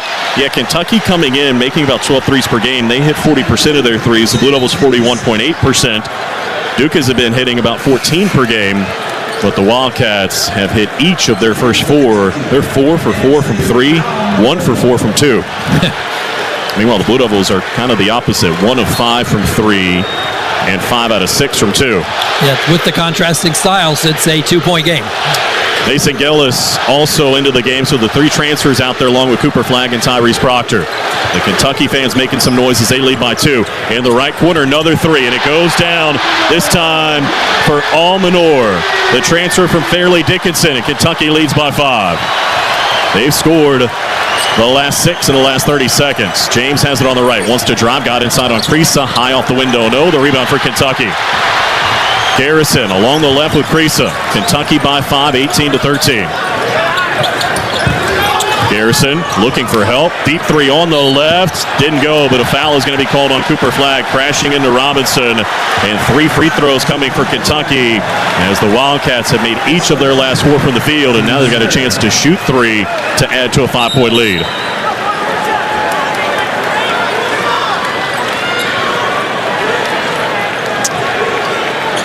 Blue Devils have traditionally, under John Shire's reign as the head coach, been really strong on 3-point defense. Right now, Kentucky on a burner, though, hitting their first 5 in this contest. As it's Robinson shooting 3, and the first one is good. He's missed his only attempt so far this season, but now he's 1 out of 2. And you look at the guys who have hit 3s, maybe not guys you would expect. Carr has made 2. He was 1 of 2 coming in. As the second attempt is short and no good. They've also seen Almanor hit 1. He was 3 out of 9 coming in. Krisa was 2 out of 7. I mean, the guy you're worried about is Brea. Yeah. And he is now on the floor after making 10 out of 12 to start the year. Is Robinson's 3rd free throw, 1 out of 3, and the rebound for Sion James. So a 6-point deficit, 19-13, 13:45 to go in the half. Here's Flagg at the top of the key. Faces up, gets a screen from Sion. Thought about a jumper, instead he spins inside, goes right by the defense and draws a foul. And they say a shooting foul. I think it's going to be on Robinson, but we'll wait for confirmation. Nope. They're going to tag it on Almanor, and that'll be his first. And as the Blue Devils head to the line, we remind you that Food Line is the proud sponsor of the Score to Get More program. For each free throw the Blue Devils make in tonight's game, Food Line Feeds will donate 100 meals to a local area food bank. And Cooper headed to the line where he's made 7 of 9 this year. And the first attempt is good. Just 17 years old, and you look at what he's doing already. Talking about averaging 15.5 points per game, 9 rebounds per game coming off his first double-double. 8 assists, 3 blocks, and 5 steals already, John. His mom kind of imparted upon him that need to play basketball the right way, as they said growing up, and obviously he's turned into one heck of a player in every facet of the game, as the second free throw was good as well. I guess the right way encompasses filling up a stat sheet in every category, not just the scoring total, but all those other things, rebounds, blocks, steals, and he's certainly done a great job of that here in the first portion of his career. He and Proctor have 13 of the 15 for John Shire's group, and they're back within 4. Williams has it for Kentucky. On the left, underhand scoop into the hands of Colin Chandler. The freshman sends it back up top. Almanor sends it over to the right. Brea going to try a 30-footer, and it's an air ball out of bounds. So a heat check early for the graduate student out of Dayton who led the nation a year ago in three-point percentage, 49.8%. I know it's his first attempt, but I guess he thought the team was feeling it, so he'd try one from out near midcourt, and that wouldn't go. And now the Blue Devils have a chance to get a little bit closer. Flag on the right, sizing it up on Brea. Takes him to the baseline, goes right by him, high off the window and down. Cooper Flag has 8, and the Blue Devils are back within 2. 7 minutes gone, it's 19-17. Williams to the left, there's Brea. Sweeps it over to the right. Almanor now further to the right into the hands of Chandler. Looking inside, nothing doing. Almanor fell down, just not getting back to his feet. As Kirkrisa lost it along the left sideline, it came to Brea, 9 to shoot. Up top, it's Williams. Working with a left-hand dribble, nearly palmed the basketball, trying to back down Malawach in the paint, steps through, forced it up, and missed it. And the rebound fought for. Cooper Flag has it. A chance to run with Caleb Foster down by 2. On the left, Caleb going to wait for help. Gillis. Back to the left, it's Caleb. And now Cooper's got it. He's had the hot hand early. Drives Brea. A lot of contact. They say Brea took it away cleanly. And here comes Kentucky right to left.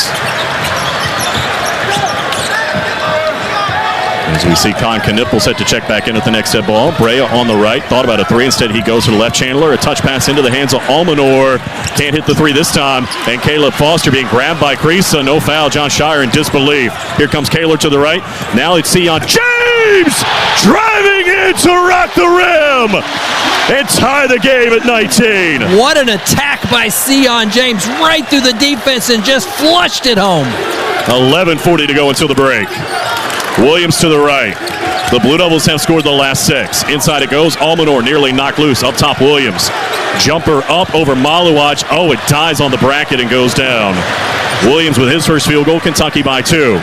Caleb already into front court. Drives, whistle, blocking foul, I believe. Yep, it's going to be on Krisa. He's in disbelief. That's his first. And the 5th on Kentucky. Let's take a break. 11:24 to play until halftime. The Blue Devils trail at 21-19. 'Tis the season for family and friends. 'Tis the season for gifting. And 'tis the season for making holiday dreams come true. 'Tis the season for using the old-timey contraction "tis." And 'tis the time of year for holiday scratch-offs. With over $85 million in total prizes, 'tis the best gift of all. 'Tis the season to gift endless joy with holiday scratch-offs from the North Carolina Education Lottery. Must be 18 to play. Approximate overall odds of winning range from 1 in 3.06 to 9.95. Problem gambling helpline 877-718-5543. We've called a 60-second local break timeout. Then more Duke basketball. You're listening to the Blue Devils Sports Network from Learfield. It's bow time. It's not just football season. It's tailgate season. And that includes every kind of football, whether it's got goalkeepers or goalposts. The kick is good! Because it doesn't matter where or how you tailgate. When you've got crispy chicken and fluffy buttermilk biscuits from Bojangles, your tailgate is better than great. It's legendary. Head to Bojangles and order your tailgate box with boldly seasoned chicken, fixins, biscuits, and legendary iced tea today. It's bow time. This is Coke Zero Sugar. Could I be the best Coke ever? Try and taste with your ears. Hear those bubbles? Imagine them tingling on your tongue. Fizzy deliciousness. Listen to that cascading liquid. A mouth-watering waterfall. Irresistibly tasty. Zero sugar. Crisp, refreshing, and ice cold. Is Coke Zero Sugar the best Coke ever? Try and decide.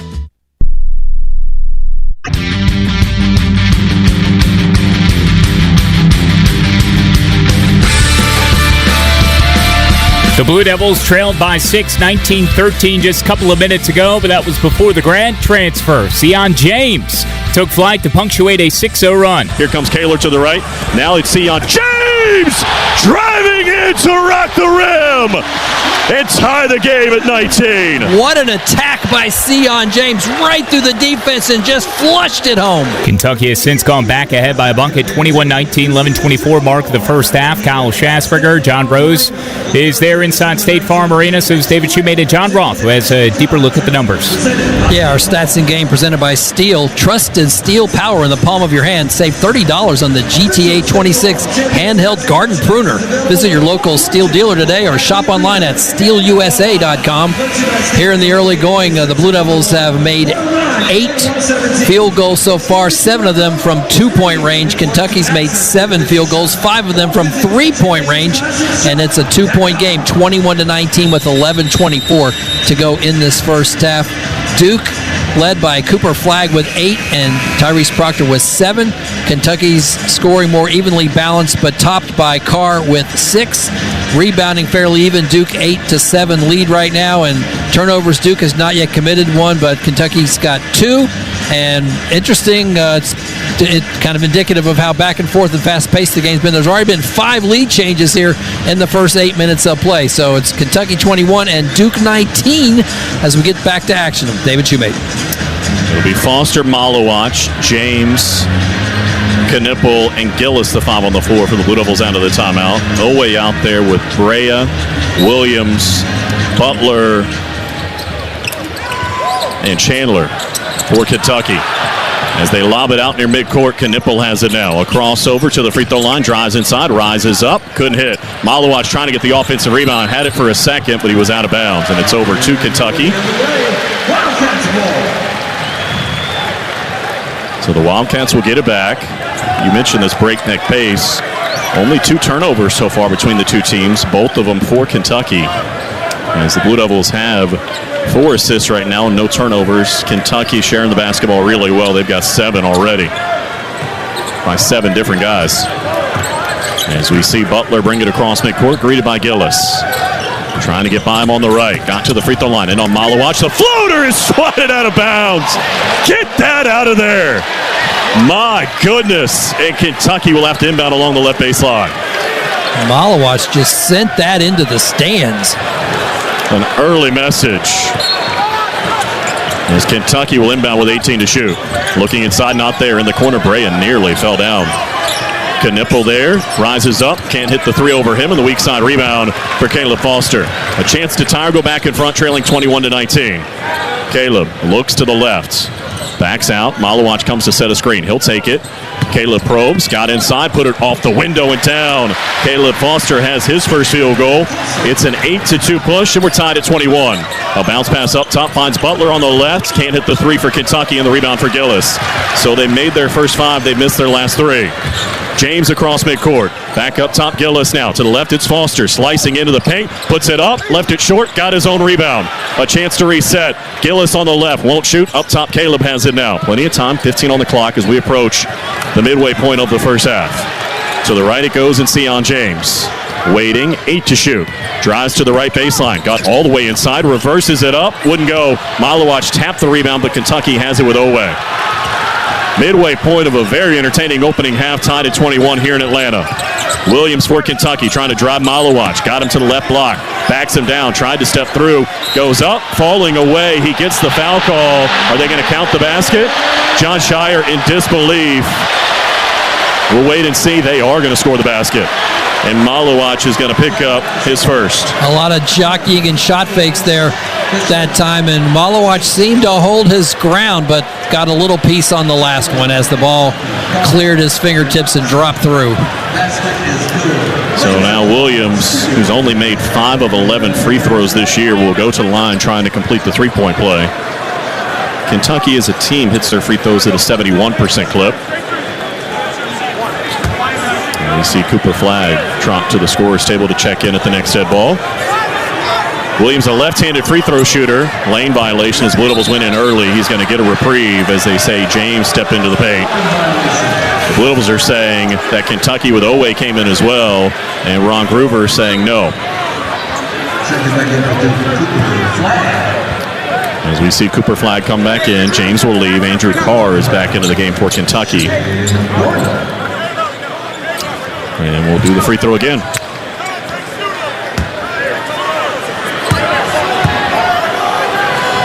And the left, he sends it on the way.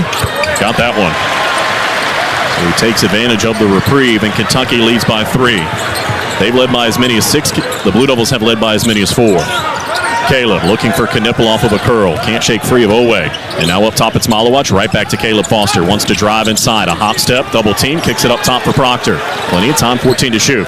Knipple now, bodied up by Owe, and that's his second. 16th foul on Kentucky, so one away from the bonus, but we'll see if Owe has to leave with 9:37 to play in the half. Mark Pope looking at his bench. Hasn't motioned for anybody yet. And it will be Creasa who comes off the bench. And I believe Owe will come out, I would think anyway. Yes, he will with 9:37 to play in the half.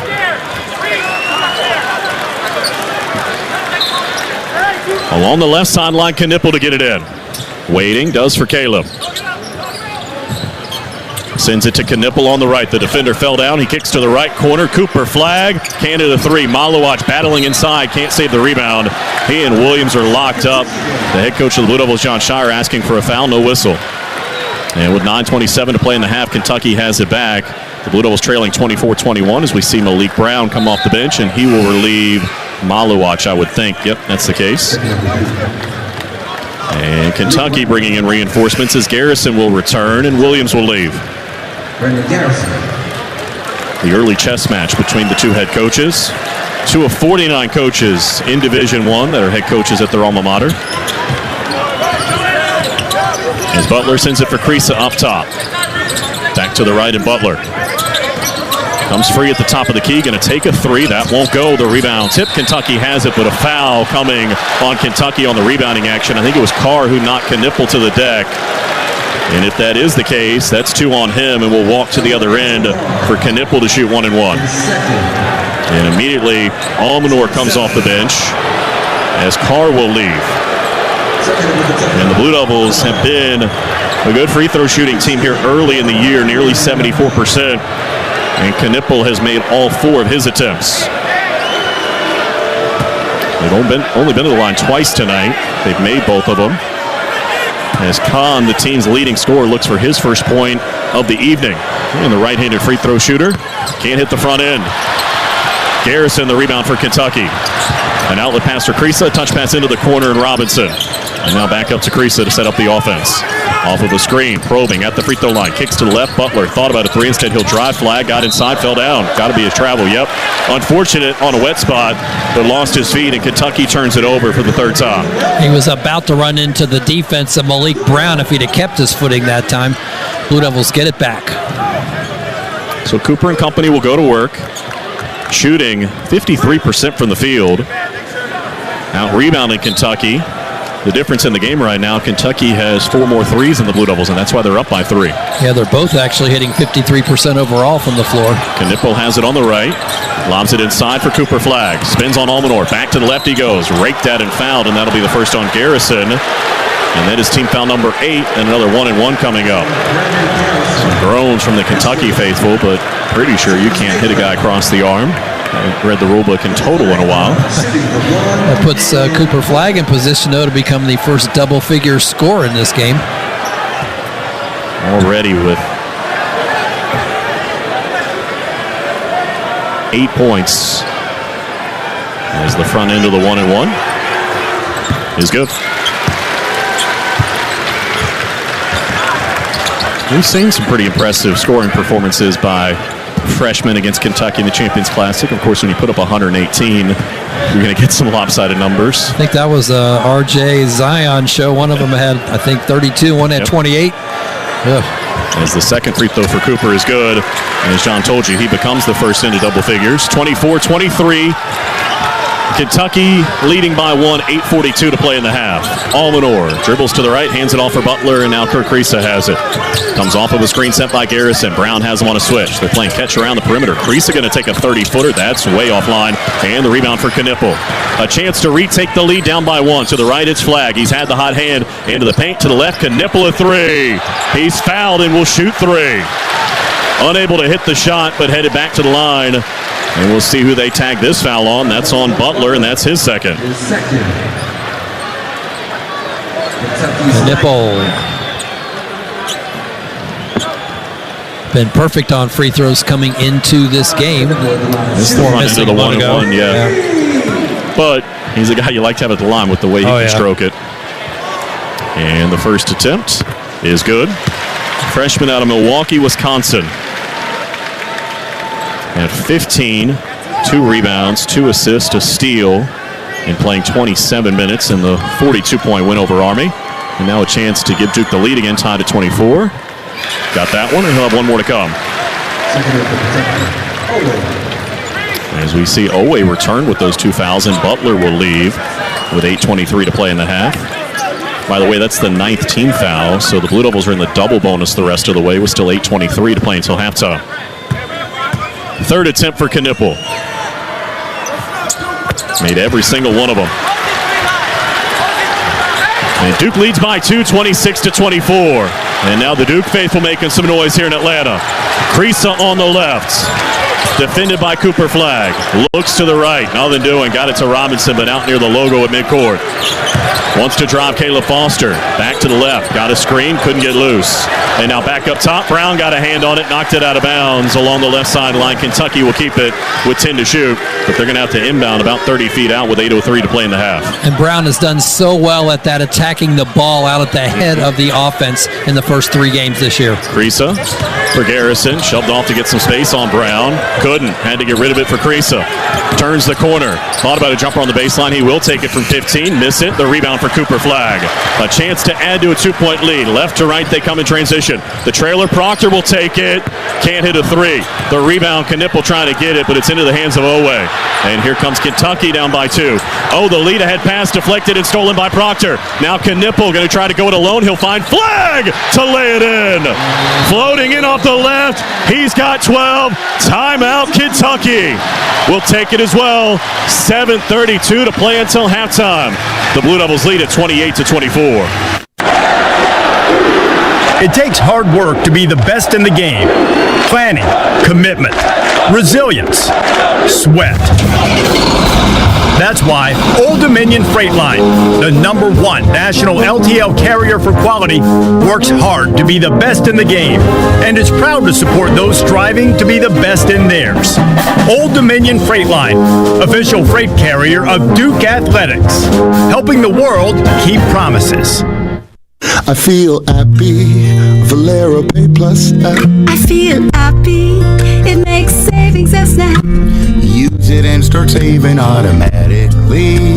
You just save some money, not too shabby. I feel happy, I'm in and out real fast. I feel happy, now pit stops are a blast.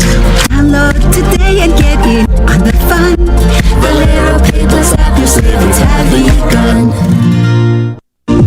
Let me grab my car keys and we'll roll. We still going to that new bar downtown?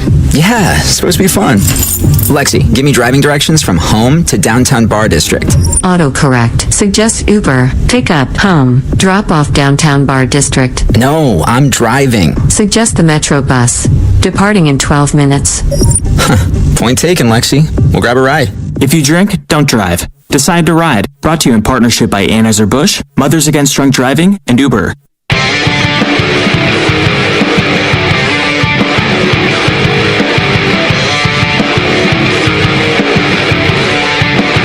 The Blue Devils have leapt ahead of Kentucky. 28-24 is our score in Atlanta. Tyrese Proctor getting into passing lane to help set up a Cooper Flagg bucket. It's our Old Dominion defensive play of the game. Here comes Kentucky down by 2.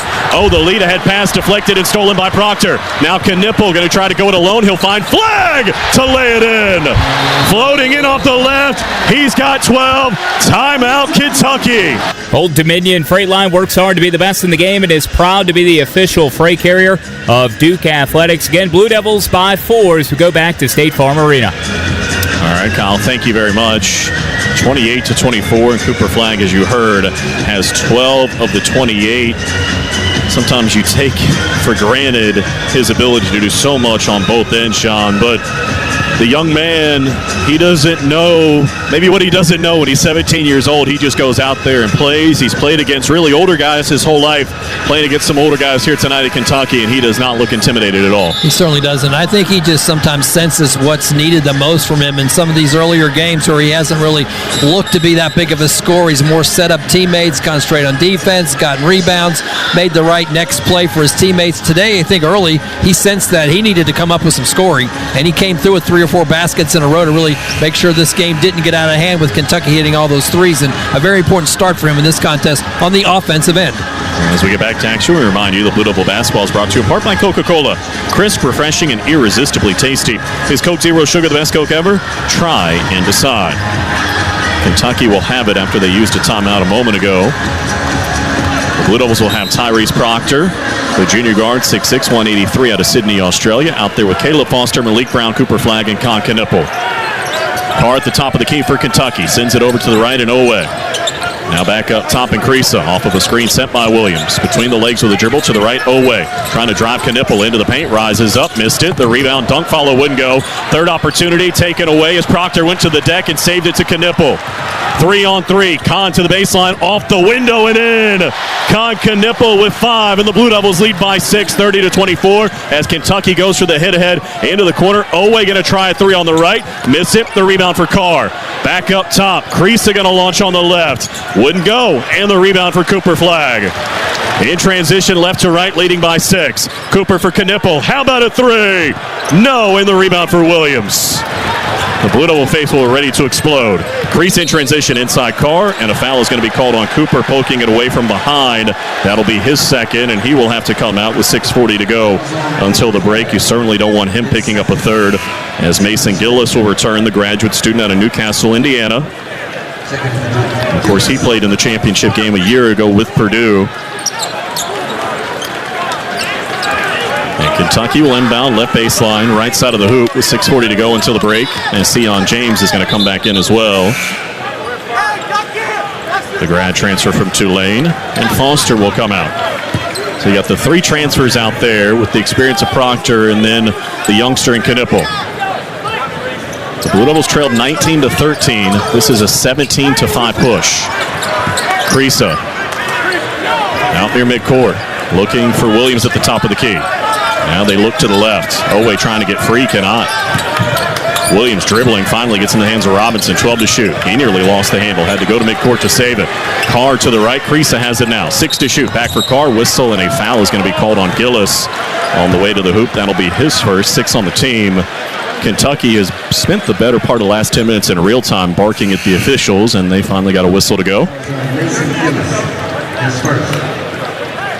Is that Duke's 6th foul? Yep, so no free throws yet. 1-1 on the next common foul as Malawach will return and Brown will head out. Owe will be the inbounder, left baseline, right side of the hoop. Gets it in for Carr, now Creasa has it. Dribbles to the top of the key, threw it into no man's land, but Carr able to save it.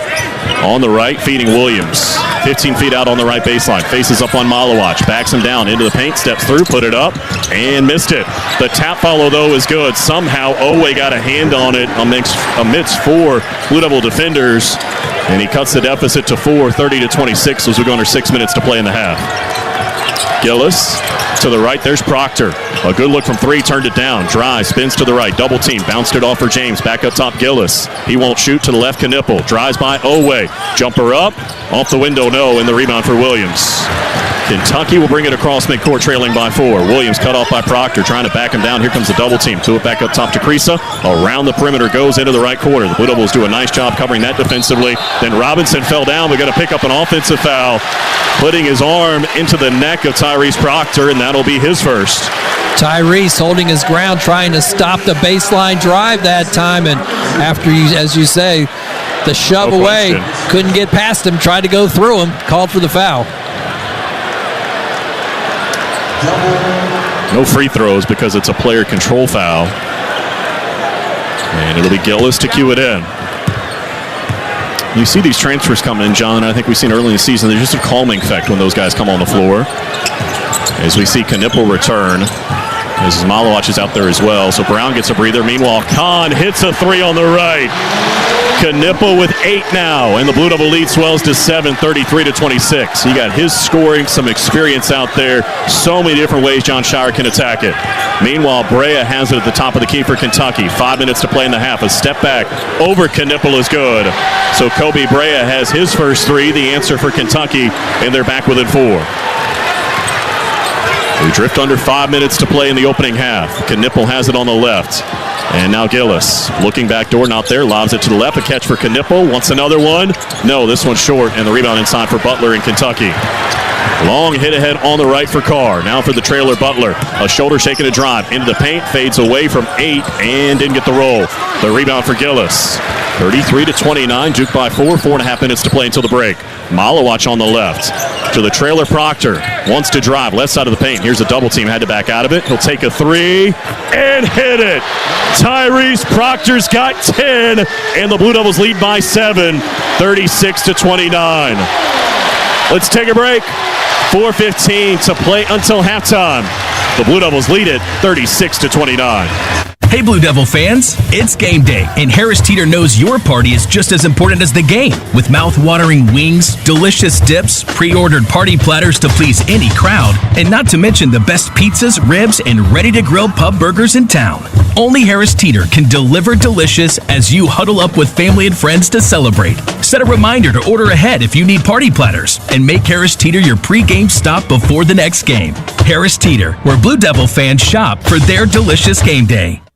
For the latest in news, notes, and special content, head to GoDuke.com. This is the Blue Devils Sports Network from Learfield. Blue Devil fans, here's your chance to team up with Duke Basketball in a season-long effort to support Duke Children's Hospital. We're asking 1,000 fans to be Hoops Heroes for the kids at Duke Children's by making a $25 gift to the Charity Stripe 1000 Challenge. Your gift enters you for a chance to win tickets to the Duke-UNC game in Cameron Indoor Stadium on February 1st. Give your 25 by texting Hoops Hero to 919-372-4159 and become a Duke Children's Hoops Hero today. Hey y'all, this is Michael Felder, co-host of College Sports Now. We're breaking down all the action from around the country every week during the football season. We'll look beyond the box score and keep our finger on the pulse of college football from September all the way through the national championship game in January. Listen all season long on Apple Podcasts, Spotify, or wherever you love to get your favorite podcast. And be sure to follow along on Twitter at CSNowTweets.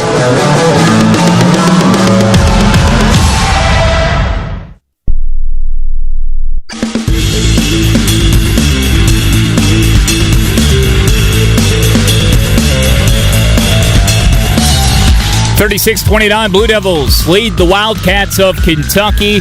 Champions Classic, the marquee matchup coming up at halftime. We'll update you on how things went down in Game 1 with Kansas pulling out a win, a milestone victory of sorts for head coach Bill Self. We'll touch on the out-of-town scoreboard. A couple other ranked teams, Ole Miss and Baylor, both in action in non-conference tilts at home. Plus, there's some college football to note, and we'll have highlights from our first half as well, with Blue Devils trail by 6, but now they lead by 7, 36-29, 4:15 to go in the first. David? All right, Kyle, thank you. Don't forget that Blue Devil Basketball is brought to you in part by Poetry Finance.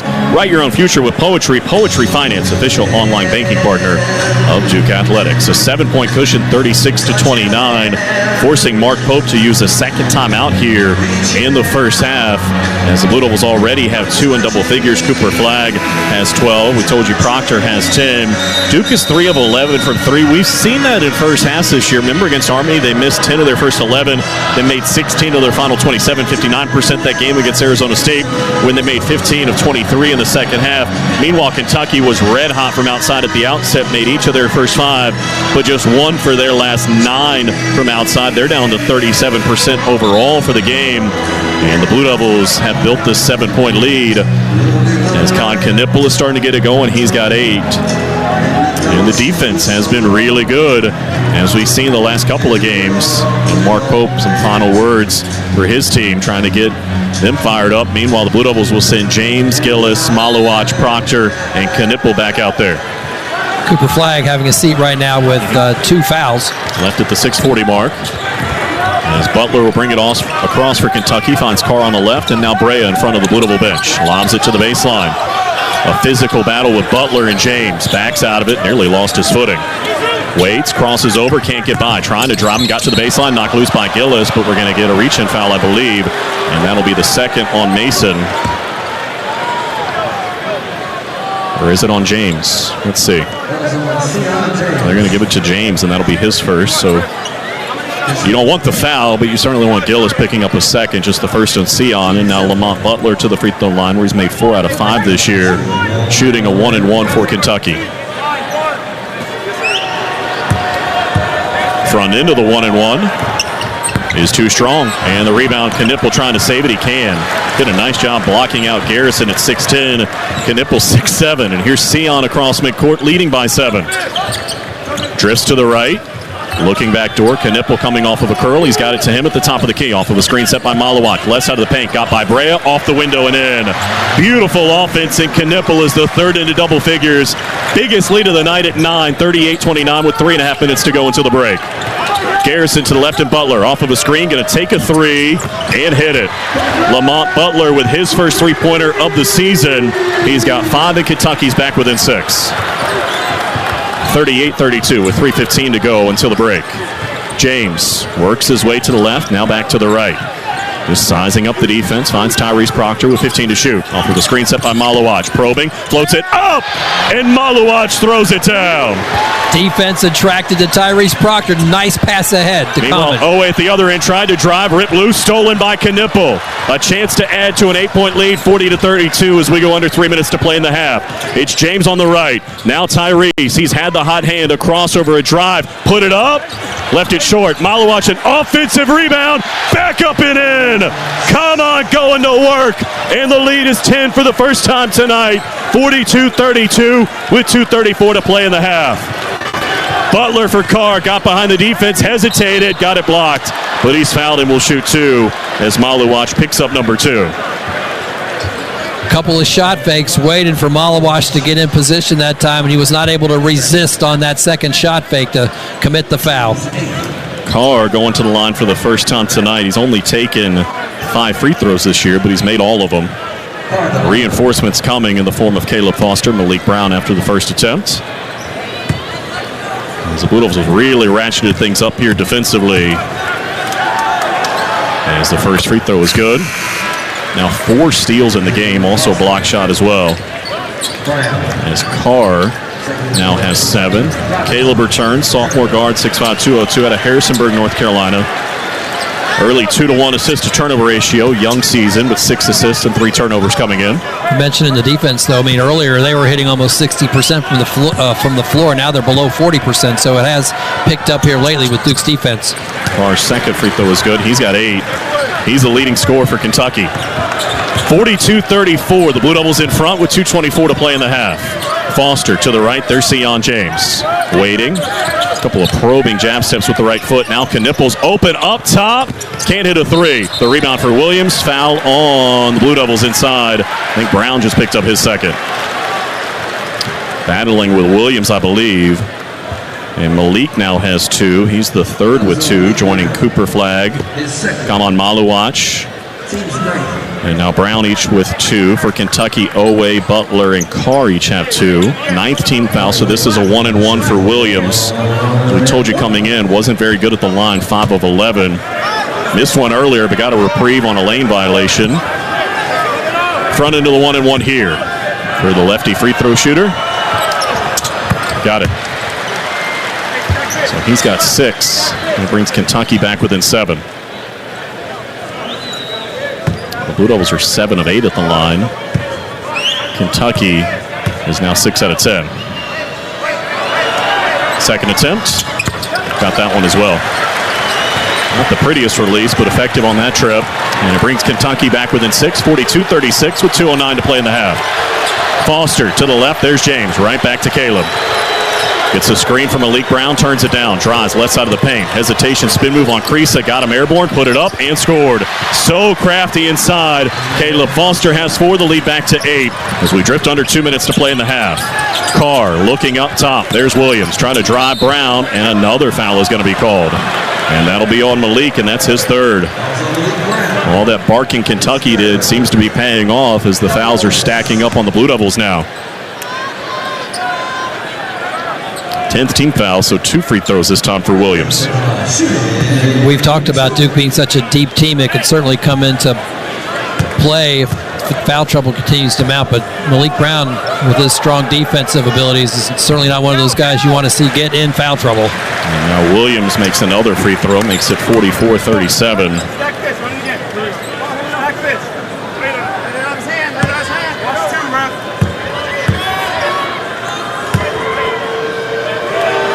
And the second attempt, missed it. The rebound for James. 44-37, 1:42 to play in the half. Meanwhile, Brown is still out there with 3 fouls. He's got to be very careful here as Caleb drifts to the right. Gets a screen from Malik, probing at the free throw line. Caleb going to work on Creases, some contact, offensive foul. John Shire in disbelief as Caleb picks up his first. And I think at one point, John, the fouls were 10-4 in favor of the Blue Devils, and that's what, 8 straight that have been called against Duke? Yeah, it's been a run here of fouls for the Blue Devils. Kentucky still on the 10. That's at least the 11th, because they were double bonus a moment ago. As here is Carr at the top of the key, sends it to the right in Brea. Duke by 7, 1:25 to play in the half. On the left, Creasa going to take a 3. No. The rebound chased down by Malik Brown. And the long hit ahead for Tyrese Proctor on the left. Going to wait for help. Caleb has it now. Approaching the final minute of an opening half that has seen Duke lead by as many as 10. Right now it's 7. Tyrese looking to the right, sends it to Knipple. Off of a screen sent by Brown. Between the legs with a dribble. On the drive, got by Brea, hangs in the paint, and scores. How about that drive for Con Knipple? He's got 12 to lead back to 9 as we go under a minute to play in the half.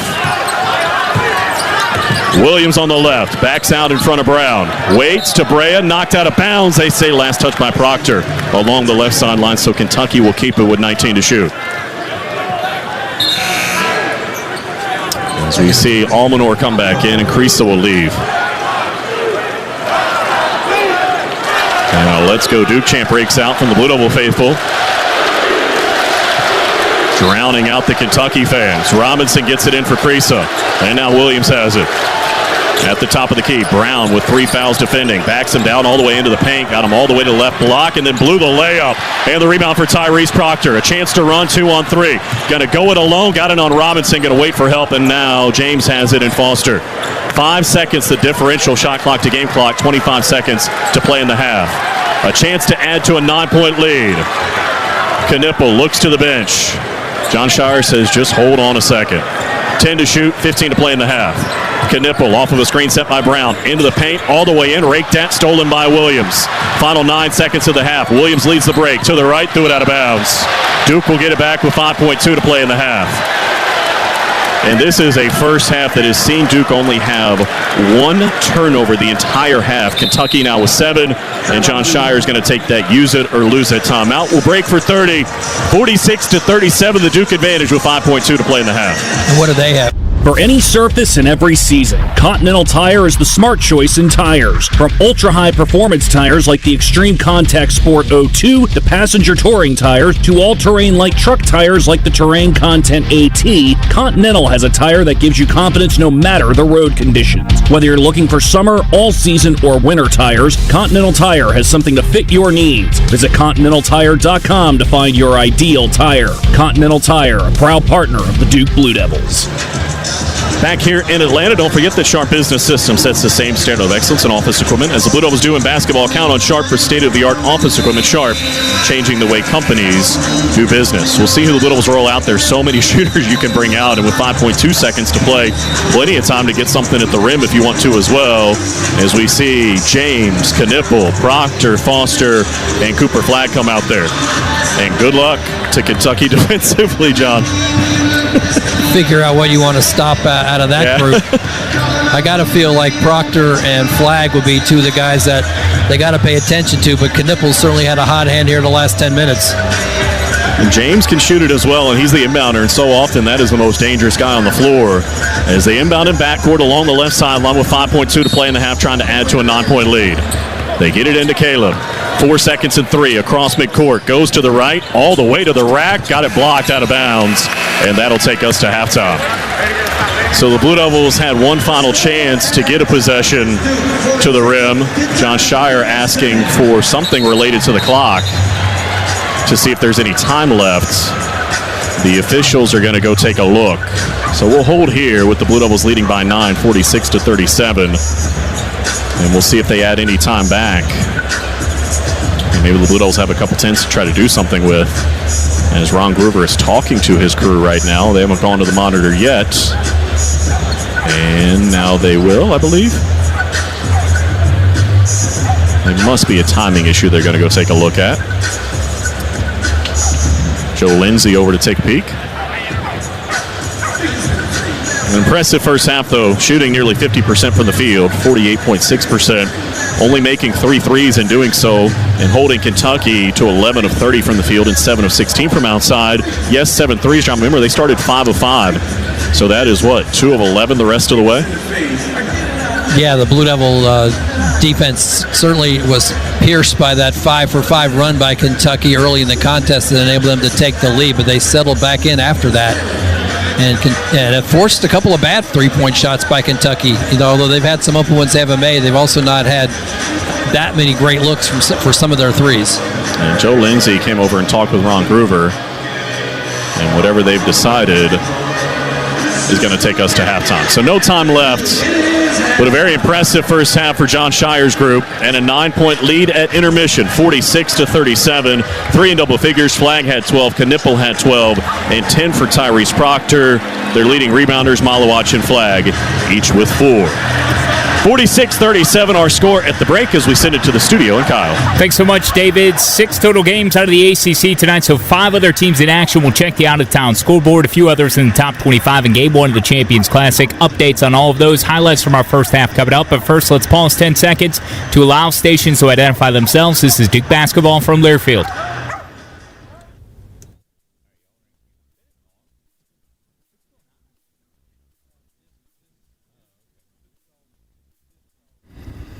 (46-37), Duke leads Kentucky at the half, and the halftime coverage begins after these messages along the Duke Blue Devil Sports Network from Learfield. 'Tis the season for family and friends. 'Tis the season for gifting. And 'tis the season for making holiday dreams come true. 'Tis the season for using the old-timey contraction "tis." And 'tis the time of year for holiday scratch-offs. With over $85 million in total prizes, 'tis the best gift of all. 'Tis the season to gift endless joy with holiday scratch-offs from the North Carolina Education Lottery. Must be 18 to play. Approximate overall odds of winning range from 1 in 3.06 to 9.95. Problem gambling helpline 877-718-5543. Trusted steel power in the palm of your hand. This holiday season, save $30 on the GTA 26 handheld garden pruner. Now just $149.99. Check off a gift from the top of their wish list and make trimming tree limbs a breeze with a lightweight design and 4-inch cutting bar.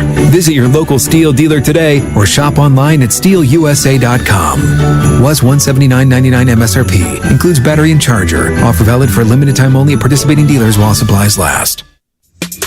Follow the Blue Devils on and off the hardwood at Duke MBB. Twitter, Instagram, Facebook, and more. This is Duke basketball from Learfield. I feel happy, Valero Pay Plus app. I feel happy, it makes savings a snap. Use it and start saving automatically. You just save some money, not too shabby. I feel happy, I'm in and out real fast. I feel happy, now pit stops are a blast. Download today and get in on the fun. Valero Pay Plus app, your savings have begun. Which schools will take home the prestigious Learfield Directors Cup as the top college athletic programs for the 2024-25 college athletics season? You can follow the standings of your favorite team or alma mater at L Directors Cup on Twitter and online at thedirectorscup.com. Trophies will be awarded in June 2025 to the winning institutions in all college sports divisions. Learfield Directors Cup, the crowning achievement in college athletics.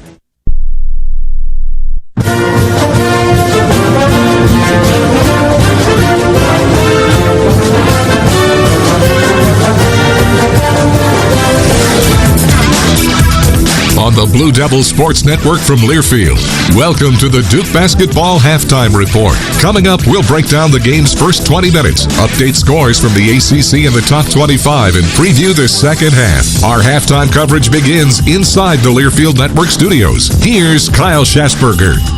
Halftime in Atlanta. The Blue Devils lead the Wildcats by the score of 46-37 in the Champions Classic. 20 minutes in the books, and the Blue Devils with the 9-point advantage. Let's go ahead and get you up to speed on everything going on elsewhere in the country on the hardwood and beyond. And like Duke, Kansas entered tonight's Champions Classic with an 8-5 record, 3 games better than each Michigan State and Kentucky in this hallmark early season event. They provide their head coach Bill Self a memorable outcome against the Spartans. Fiddler, a desperation 3, misses.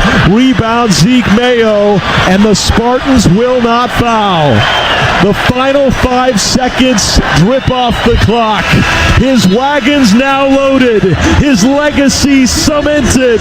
Bill Self, KU's winningest coach of all time.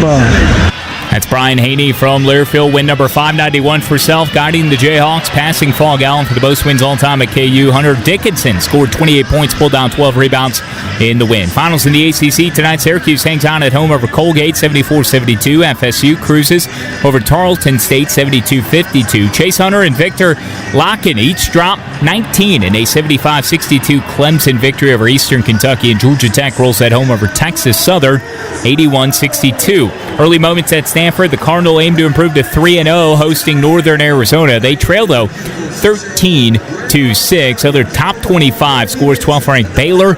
They rout Sam Houston at home, 104-67. Number 25 Ole Miss, 64-54 winners at home over South Alabama. College football playoff rankings are out. The second set, Ole Miss jumps into the field as the projected 11 seed with number 12 Georgia on the outside looking in as far as the bracket is concerned. Miami remains the 4th highest projected conference champ as the 4 seed, but the Canes fell all the way to number 9 after suffering their first loss this past weekend against Georgia Tech. Halftime score, Duke 46, Kentucky 37. Look at the first half highlights when we return in a moment. Hey Blue Devil fans, cue the shine and savings. The new Zips Car Wash app is available for download. Keeping your ride sparkling clean has never been more rewarding. Get the free Zips app and earn points for every in-app purchase, including memberships. Then turn those points into free car wash rewards. Download the app today and your first car wash is free. Visit the Apple App Store or Google Play Store and search Zips Car Wash now. Progressive presents Renter's MVP's Most Valuable Possessions. Today's MVP, Emily Neal's 70-inch TV.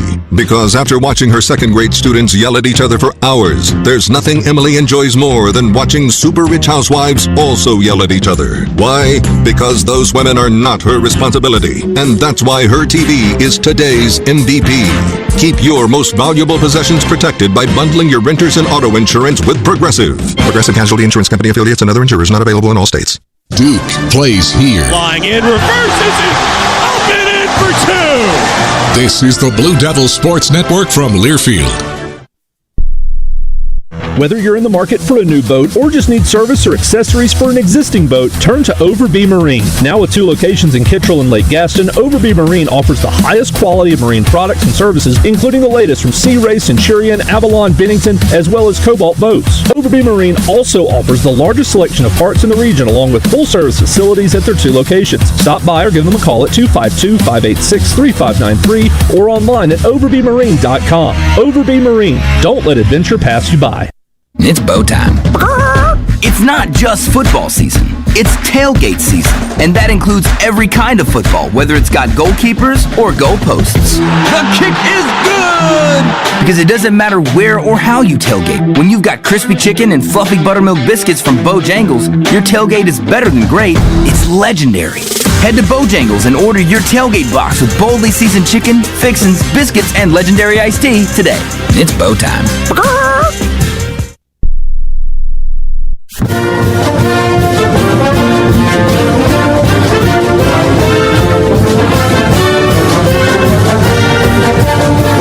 This copyrighted broadcast is an exclusive presentation of Learfield under the broadcasting rights granted by Duke University. Reuse of this presentation is prohibited without the expressed written consent of Duke University and Learfield. Announcers are provided by Learfield and approved by Duke University.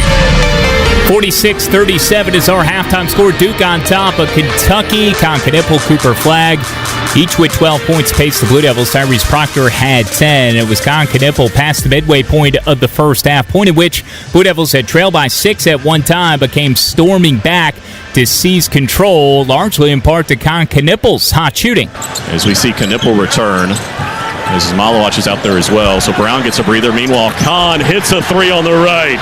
That was one of the Blue Devils' 3 triples in the first half. Tyrese Proctor had 2 of those. Malawach on the left to the trailer. Proctor wants to drive left side of the paint. Here's a double team, had to back out of it. He'll take a 3 and hit it. Tyrese Proctor's got 10, and the Blue Devils lead by 7, 36-29.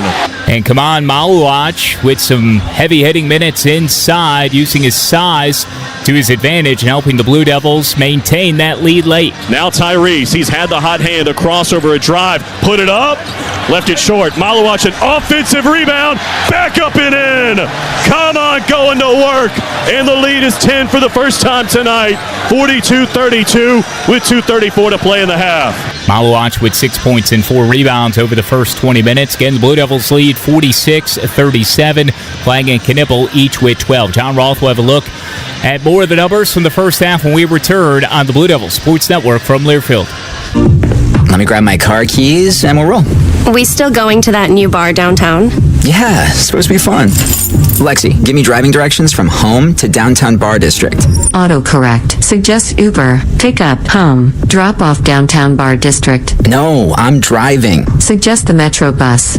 Departing in 12 minutes. Point taken, Lexi. We'll grab a ride. If you drink, don't drive. Decide to ride. Brought to you in partnership by Anheuser-Busch, Mothers Against Drunk Driving, and Uber. The passion, the excitement, the tradition. This is Duke basketball from Learfield. Think about the last time you moved. Remember how you said you'd never do it alone again? We know moving is tough, but at 2 Men and a Truck, we make it easy. No matter the move, big or small, we'll make it a smooth one. We're the movers who care and will prove it with our 96% referral rate and courteous background check movers. We're local and affordable, and we can help at a price that won't make you wish you'd done it on your own. When you're ready, give us a call or find us online for a free estimate at 2menandatruck.com. Enjoying the game but not the drink being spilled down your back or the foam finger poking you in the face? Well, head to the concession stand, grab a Lindy's Italian Ice, and take a 6-ounce vacation. A 6-ounce cup of lemon Italian Ice will make you feel like you're swaying in a hammock, and the only thing in your face is a cool, salty breeze. And that ought to have you refreshed. Now get your head back in the game and start belting out blue and white with the youthful exuberance of the freshman behind you. Yes, the same one that keeps spilling his drink down your back. Lindy's Italian Ice. Have an ice day.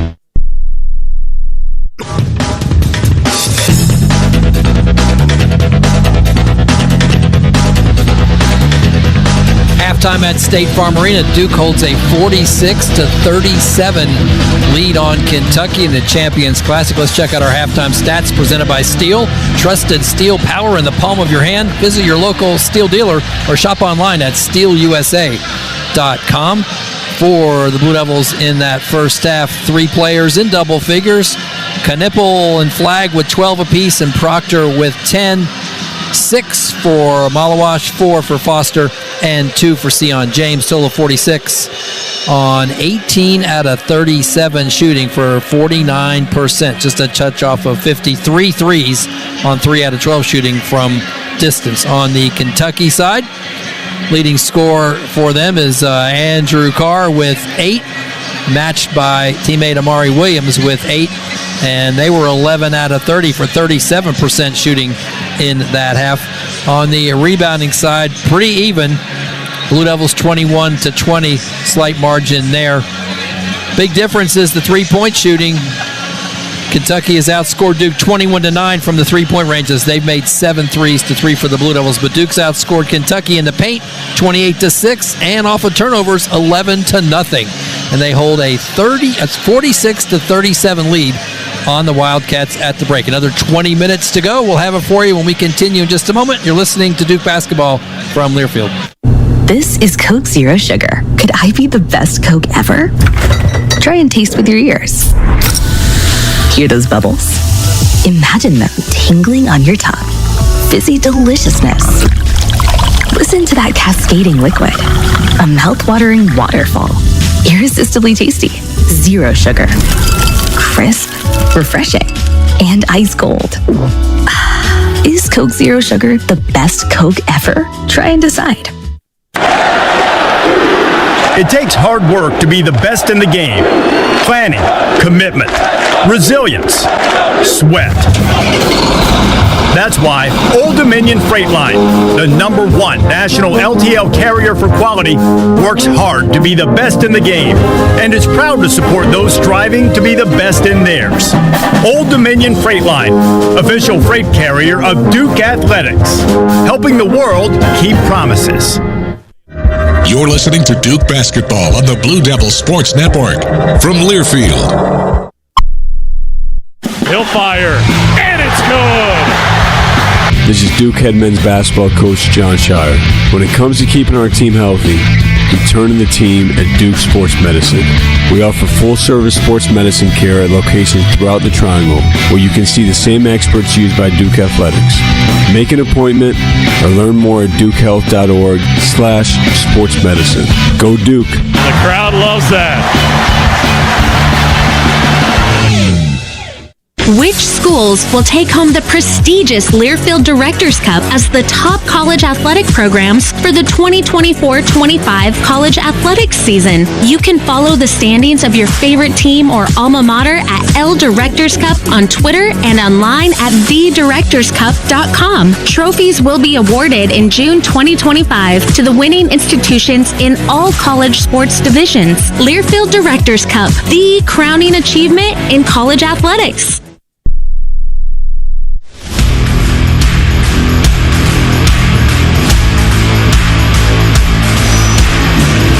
Off we go to the second half with the Blue Devils leading by 9, 46-37. David Shoemate alongside John Roth. John Rose, our producer and engineer. Back inside our network studios is Kyle Schasberger. The 24th all-time meeting between Duke and Kentucky. The Blue Devils are number 6 in the AP poll that was released yesterday. Kentucky number 19. As you pour over this stat sheet, certainly things that hop off the margin in terms of points in the paint. 28-6 favoring the Blue Devils, and points off turnovers 11-0. That's because the Blue Devils haven't turned it over just once, against 7 assists, 4 from Caleb Foster, 3 off his personal best, which he set at Pittsburgh back in January. Meanwhile, for Kentucky, 8 assists and 7 turnovers. Remember, John, vaguely, mid-first half, they had 7 of those, and then the Blue Devils started to lock it down defensively and built this 9-point lead. They led by as many as 10 in the first half. Kentucky led by as many as 6. The game was tied 4 times, and we had 6 lead changes. As we'll flip it around as we see things behind the team benches and watch the Blue Devils go right to left here in the second half. In the Champions Classic, the first meeting tonight featured Kansas and Michigan State. The Jayhawks pulled away late, 76-69 to pick up the win. Hunter Dickinson, 28-12, as he continues to be very impressive for Bill Self.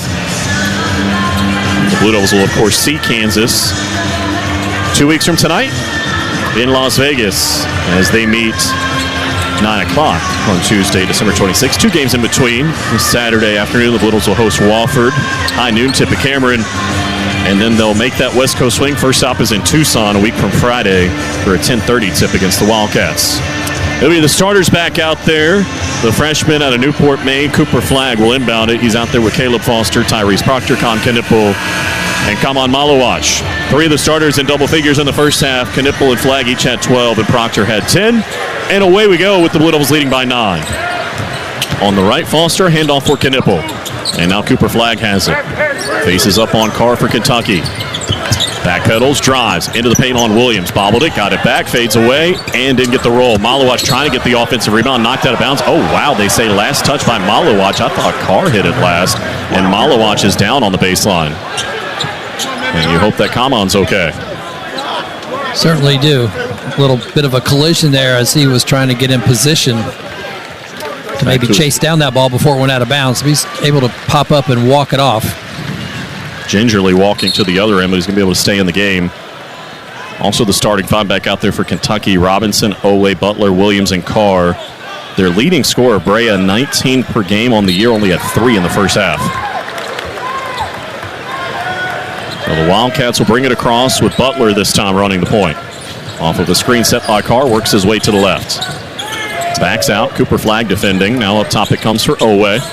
Wants to drive to the left, jumper up over Foster, around and out, and the rebound got to the deck. It's still loose. Everybody to the floor, and we're going to get a tie-up, and the alternating possession will give it back to the Wildcats. But the effort wrestles away the possession arrow for the Blue Devils now here in the second half. With 19:28 to go in it, they will have the possession arrow on the next tie-up, and the shot clock will reset to 20 since Kentucky is inbounding in front court. It'll be Butler to cue it in. By the way, Cooper had those 12 points after sitting on the bench for the final 6:40 of the first half with those 2 fouls he committed. As Joe Lindsay, one of our officials, wipes away some moisture on the basketball, and we're ready to go. Butler to inbound, looking in the corner, nothing there. Now he's got a free runner in Robinson, can't hit a 3, it's short. High to claim the rebound, Williams. A kick up top to Butler, now to the left it goes, and Owe, and he makes the 3. Lots of good ball movement by Kentucky after the initial miss. Wound up in the hands of an open three-point shooter. And a second chance opportunity brings the Wildcats back within 6, 46-40. Flagg crossing over the top of the key, drives, kicks to the left. Proctor thought about it, run into by Robinson. They let the contact go, tried to throw back up top, deflected, but Foster able to save it in backcourt. 10 to shoot. A minute gone in the second half. Duke leads by 6. Caleb, a crossover, got inside, poked loose, stolen by Kentucky. Now Carr the other way. 3-on-4, going to go it alone on Cooper Flagg. Spin, dump it off underneath for Williams. Can't finish over Malawach, had to back out and reset. Back him down at the block, goes up with the left hand and banks it home. Williams into double figures, he's got 10, and the Blue Devil lead is down to 4, 46-42, with 18:35 to go, and the Kentucky fans come to their feet. Foster works his way to the right. Looking for Knipple. Couldn't shake free, so to the right it goes, and Cooper Flagg, one-on-one with Carr. Jumps up from 3, can't hit it. Malawach has the offensive rebound, a chance to reset. Needs some help, back up top, Knipple to the right, Cooper reloads, and wouldn't go. Trying to get his own rebound knocked out of bounds. Last touch by Cooper Flagg, they say. Cooper didn't believe it, but Kentucky will get it back. And with 18:09 to play here in the ball game, the Blue Devils have been unable to hit a shot since intermission. Some good looks from 3, and that was clearly off the hand of Williams. As we get a second look. Yeah, Cooper did touch it, but he wasn't the last to touch it. Butler for Carr, and now Robinson. Over to the left it goes, and Butler wants to drive, cut off by Caleb Foster. Tries to drive again, nothing there. Now for Owe. Crossing over on Knipple into the paint. He lost it out of bounds. Last touch by, they say Knipple. I thought that went off of Kentucky. I thought John Shire raises the finger saying that's 3 in a row that he has disagreed with. Yeah, I thought Knipple knocked it off of the Kentucky player.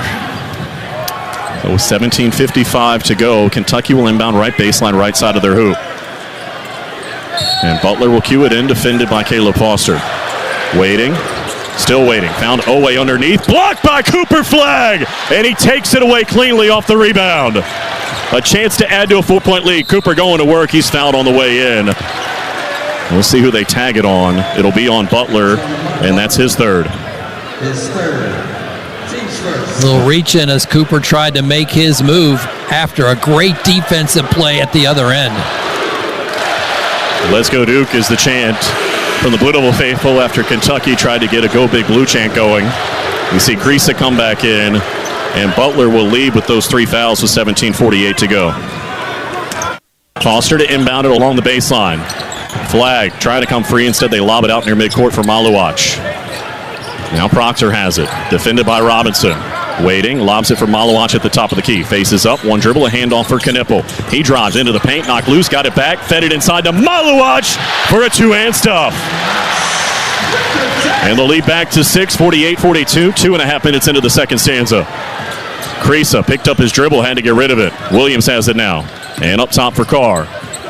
Working at the right elbow, hands it off for Robinson, curling at the free throw line, had to get rid of it. Williams with 14 to shoot. Back up top for Carr. A jab step, one dribble, and a handoff for Owe.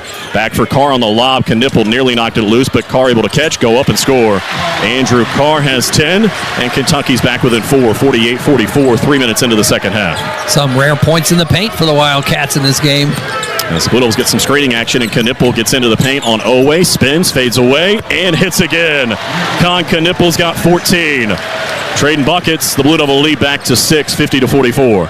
16:44 to go. Williams inside. Carr goes up, missed the layup, late whistle, and a foul on who? Proctor and Malawach were nearby. I think they're going to tag Tyrese, and that'll be his first. And 2 free throws coming for Kentucky with 16:41 to go. And it'll be Carr headed to the line, where he's made his only 2 attempts so far. He's made all 7 of his free throws this season, as Garrison is up off the bench to come in after the first attempt. Kentucky 8 out of 13 at the free throw line so far, 61.5%. The Littles made 7 of their 8 attempts, and the first one here is good out of the hands of Andrew Carr. As Garrison returns, and Williams will get a breather.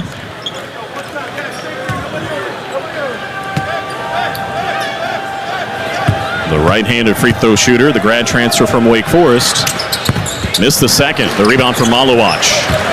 So a 5-point cushion, 50-45, a chance to add to it with 16:35 to go. Caleb across midcourt, drifts to the left, feeds Cooper Flagg up top. A screen from Malawach. Cooper back for Knipple. A good look from 3. Around and out. Malawach couldn't get the rebound, and here comes Kirk Risa the other way. Robinson left to right in transition, trying to drive Proctor, forgot the basketball. They reload with Creaso, around to the left at Carr, and now Owe. A baseline drive and a foul on Knipple, a little bit out of position defensively, and that'll be his second with 16:16 to go. His second, team second. And Kentucky will have possession along the right baseline, left side of the hoop.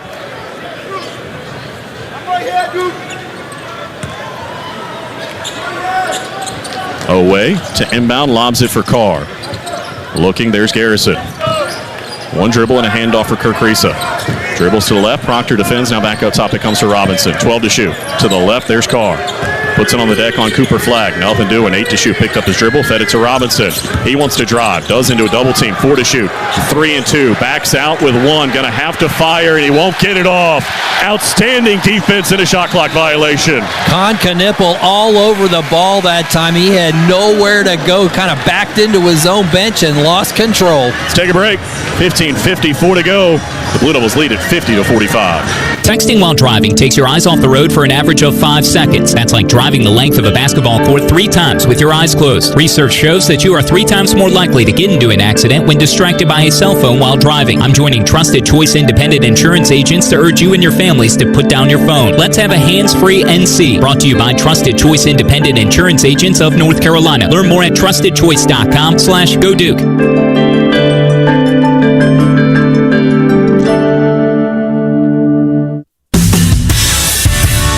Hey Blue Devil fans, cue the shine and savings. The new Zips Car Wash app is available for download. Keeping your ride sparkling clean has never been more rewarding.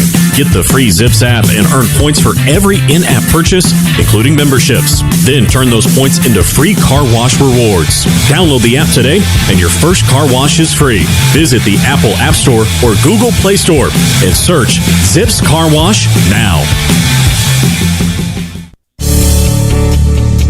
Hey Duke fans, want to enhance your game day experience? Poetry Finance, official digital banking partner of Duke Athletics, is here to help. With Poetry, managing your finances is a breeze. Just download the Poetry app to discover how Poetry Finance can help you. Poetry Finance, write your own future. Start now. Financial tools for everyone. Let us help you get started at poetryfinance.com. That's poetryfinance.com.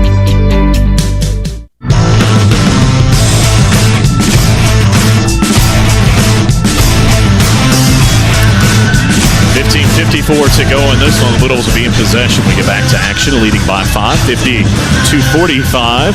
When the calendar flips to December, be sure to catch Duke All Access with head coach John Shire, Sundays at noon on ABC 11. And don't forget the ABC 11 mobile app is your ticket to Duke basketball highlights and the latest from the First Alert forecast. Just tap the app and make it your own from ABC 11 Eyewitness News. David Schumate alongside John Roth, John Rose, our producer and engineer. And back inside our network studios is Kyle Schasberger. A bit of a choppy start, I think it's fair to say, to the second half, really, for both teams. Kentucky has outscored the Blue Devils by 4, but both teams have only taken 6 shots so far. The Blue Devils 2 out of 6. All 3 of their misses have been from deep. Kentucky 3 out of 6, but they've made a free throw and a 3 in there as well. As the Blue Devils are really doing this by controlling points in the paint. 32-10 is their advantage there, counterbalancing the fact that Kentucky is plus 15 at the three-point line. They're 8 out of 18, and the Blue Devils are just 3 out of 15. Certainly, we thought the Blue Devil three-point game would probably have a little bit more to offer in this contest, and we still have a long way to go. 3 out of 15 is not close to what they've been connecting on during the early portion of this season, but they have had some spells, and in the second half of a couple of games, they've really lit it up from three-point range, so that can come and go. And we'll see if that does come. Also speaks to the versatility. I mean, you don't want to only have 3 threes, but to be leading by 5 shows they can do it in a number of different ways and get into the rim, as we said, with the 32 points in the paint. Yeah, certainly they have to be cognizant of not allowing Kentucky either to go on one of those three-point runs like they did early in the game. Blue Devils will stay with the starters. The freshman out of Milwaukee, Wisconsin, 6'7", 217. Con Knipple out there with Tyrese Proctor, Caleb Foster, Cooper Flagg, and Kalan Malawach. And now Tyrese going to see some three-quarter court pressure from Kentucky for the first time tonight. See if they can break it. 2 to get across. They get across. Now Caleb Foster on the offense. Give it off to Tyrese, who dribbles to the right and feeds it for Cooper Flagg at the top of the key. Half the shot clock is gone. Caleb, a jab step, thought about a 3. Instead, he'll drive to the right elbow, peel out. Robinson defending. Boy, Creasa doing a football match with Cooper Flagg, and Creasa is going to pick up the foul. He basically tackled him, and that'll be his second. Second foul on Kentucky here in the second half. The Blue Devils have been whistled for 2 as well. He's holding on for a while, John, and finally when Cooper fell down, the whistle went. Couldn't avoid it any longer. As Caleb lobs it in for Malawach in the right corner, looking back to him, back door, not there, so Malawach will underhand scoop to the point guard. Give a screen, Creasa bodied into him. Able to save the possession of Tyrese Proctor. On the left, now Knipple has it. 8 on the timer. They lob it to Cooper Flagg down low. Mismatch with Robinson. Spun right by him and laid it in. Off the left side with the right hand. He saw the mismatch, and he's got 14. The lead back to 7. And he was all tangled up with Robinson and able to extract himself from that to get to the rim. 52-45 with 15 minutes to go. On the left, it's Carr. Wants to drive Cooper Flagg. To the right, Owe looking for space. None there. Up top, Garrison.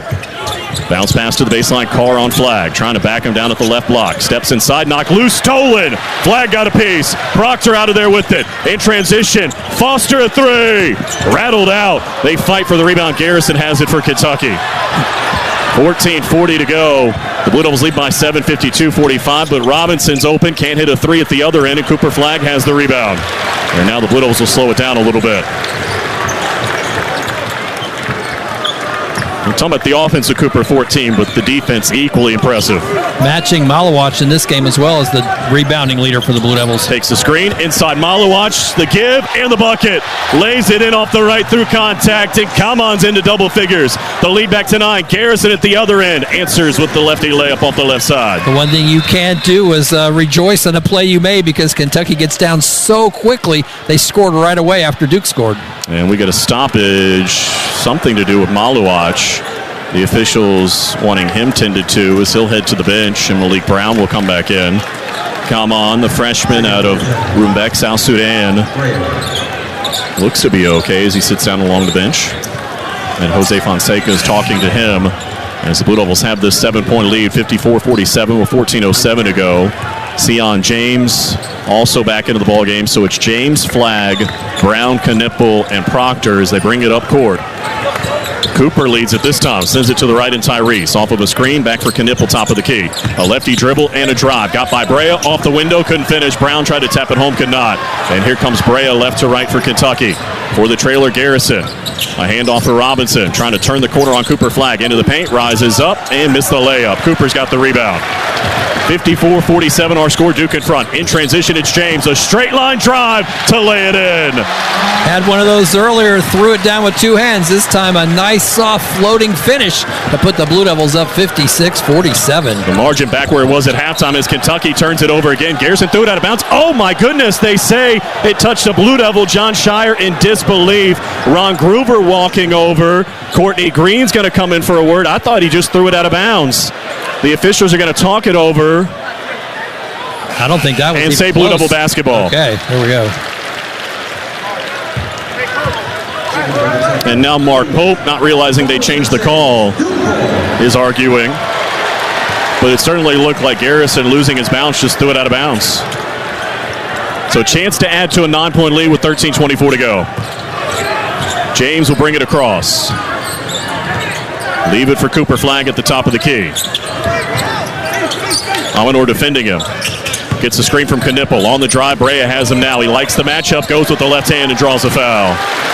And he'll shoot two with 13:10 to go as Brea picks up his first foul. And as the Blue Devils head to the line, we remind you that Food Line is the proud sponsor of the Score to Give More program. For each free throw the Blue Devils make in tonight's game, Food Line Feeds will donate 100 meals to a local area food bank.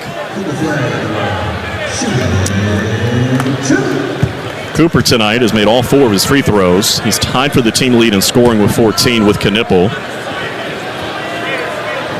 And as John told you, also doing it on the glass with 7 rebounds. And the first free throw here is too strong. Had a double-double last time out, 13 and 11. And you look at what the Blue Devils are doing now with 11 assists in this game and just 2 turnovers. Meanwhile, Kentucky has 11 assists and 9 turnovers. Each of the Blue Devils' first 2 opponents have had more turnovers than assists. Second free throw for Cooper. Missed them both. You don't see that very often. And the rebound for Brea. So the lead's still 9, 56-47 as we approach 13 minutes to play. Butler across midcourt, sends it to the right and Owe. Now Williams, further to the left they go, trying to drive the baseline as Butler, cut off by Tyrese Proctor. A hard screen set by Williams, perhaps moving, and Brea hits a 3. Sion James is down, they're going to stop play.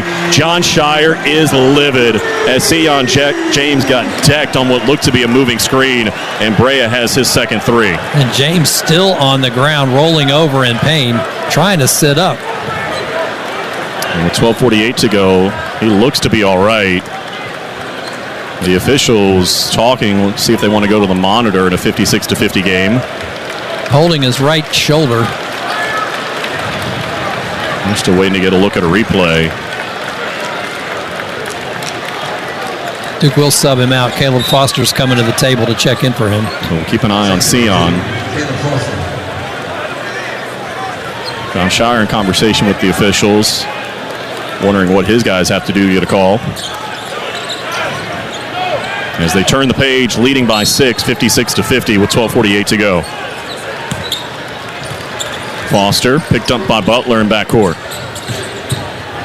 Caleb brings it across. Cooper comes to set a screen. He'll take it to the right. Caleb on a switch, sizing it up on the drive, spins into the paint, up and under move, lobs it back outside for Knipple. Plenty of time, 13 to shoot. Kahn into the left corner, looking up top, there's Brown. A handoff for Foster, thought about a 3. A lethal shoulder shake, and the floater won't go down. Trying to get his own rebound, could not. Did everything but finish, and here comes Owe left to right. Crossing over on Proctor, put the shoulder into him, drives, left it short. He blew the layup, and now a chance for the Blue Devils to run. Proctor bodied up by Butler, saved it to Caleb. Into the paint, back up top, Tyrese. How about a 3? Too strong. Kahn fight for the rebound, but Owe has it for Kentucky. 8 minutes gone in the second half. The Blue Devils lead by 6. Williams a drive, put it up with the left hand or round it out, and Malik Brown has the rebound. A lot of action, but not a lot of scoring the last few possessions. Blue Devils are going to slow it down now and work some half court. Caleb looks to the bench. John Shire calls out the play. He works his way to the right, defended by Owe. Knipple comes off of 2 screens, has it at the top of the key.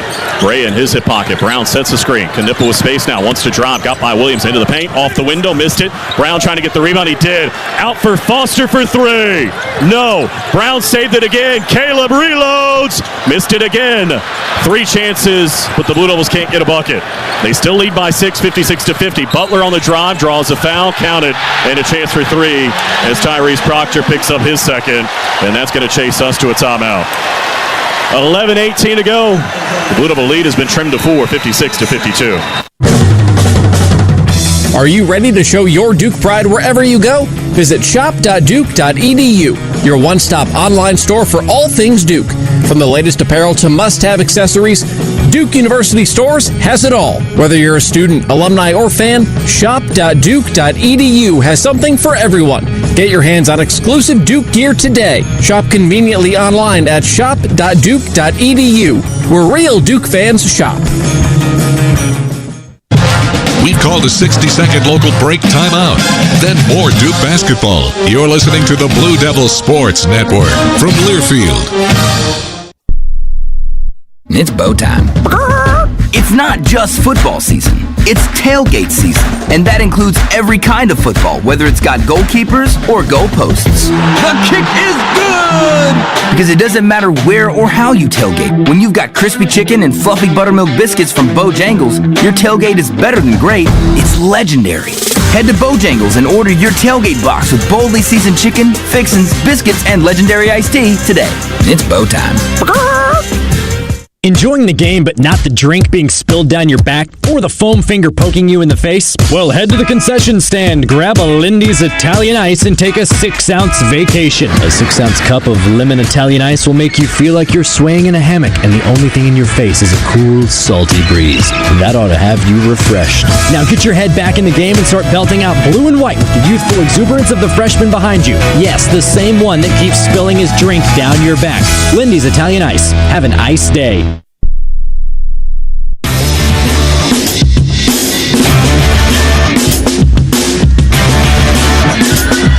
Back here in Atlanta, 11:18 to go. The Blue Devils have seen their 9-point halftime lead trimmed to 4 with Kentucky headed to the line trying to complete a 3-point play out of the timeout. It's 56-52 with 11:18 to go. And Blue Devil basketball is brought to you in part by Harris Teeter, where Blue Devil fans shop for groceries. David Shoemate alongside John Roth. John Rose, our producer and engineer, back inside our network studios tonight is Kyle Schasberger.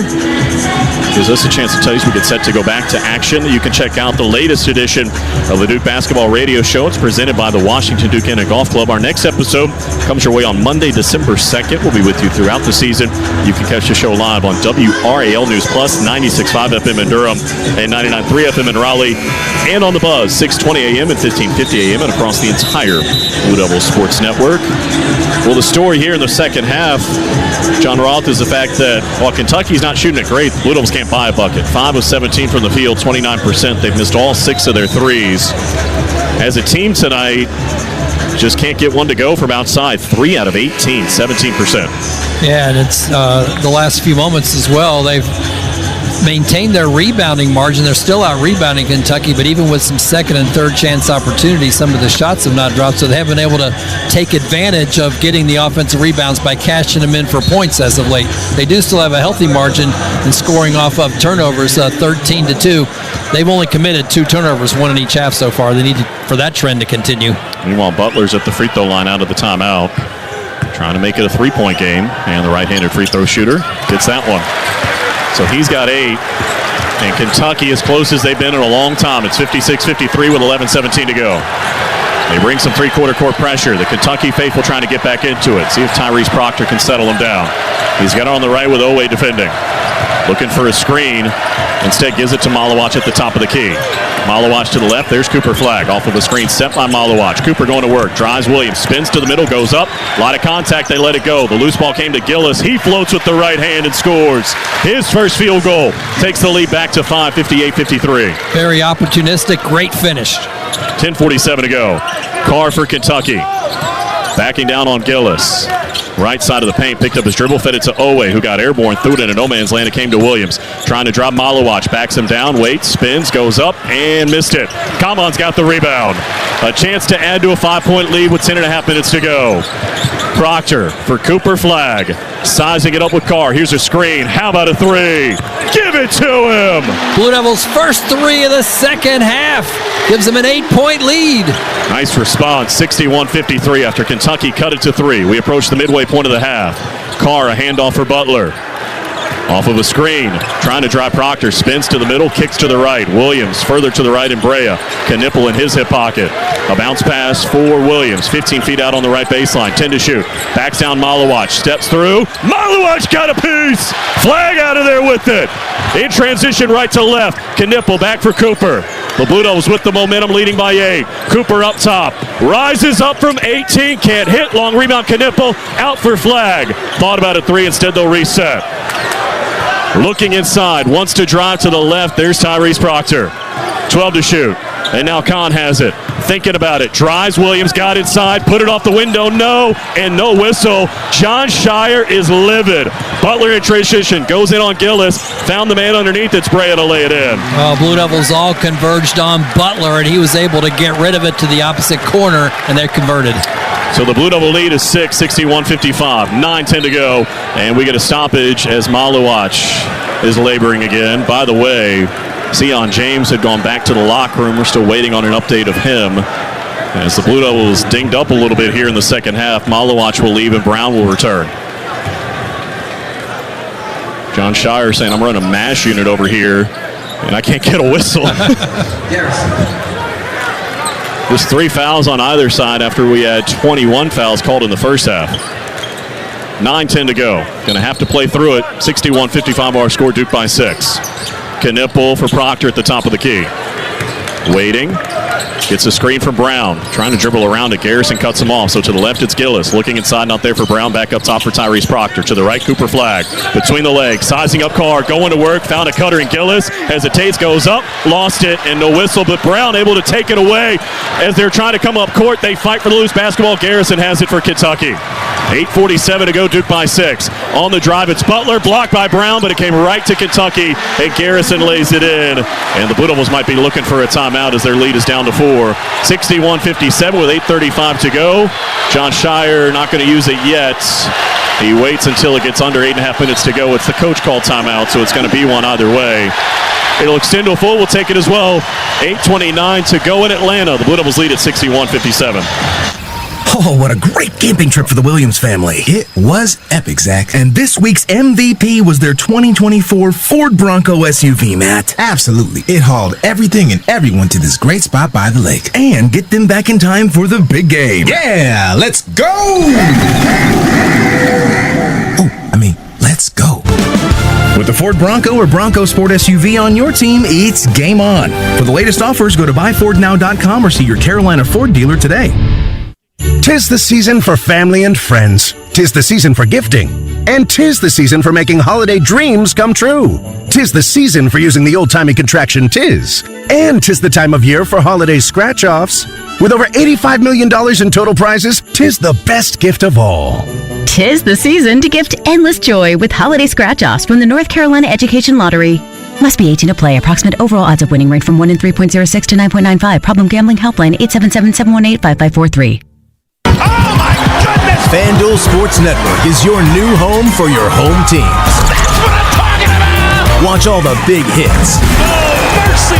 Big shots. What a dime! Big goals. He scores! All in one place. Are you kidding me? For coverage of Blue Devils athletics, the Carolina Hurricanes, and the Charlotte Hornets, visit FanDuelSportsNetwork.com today and watch all season long.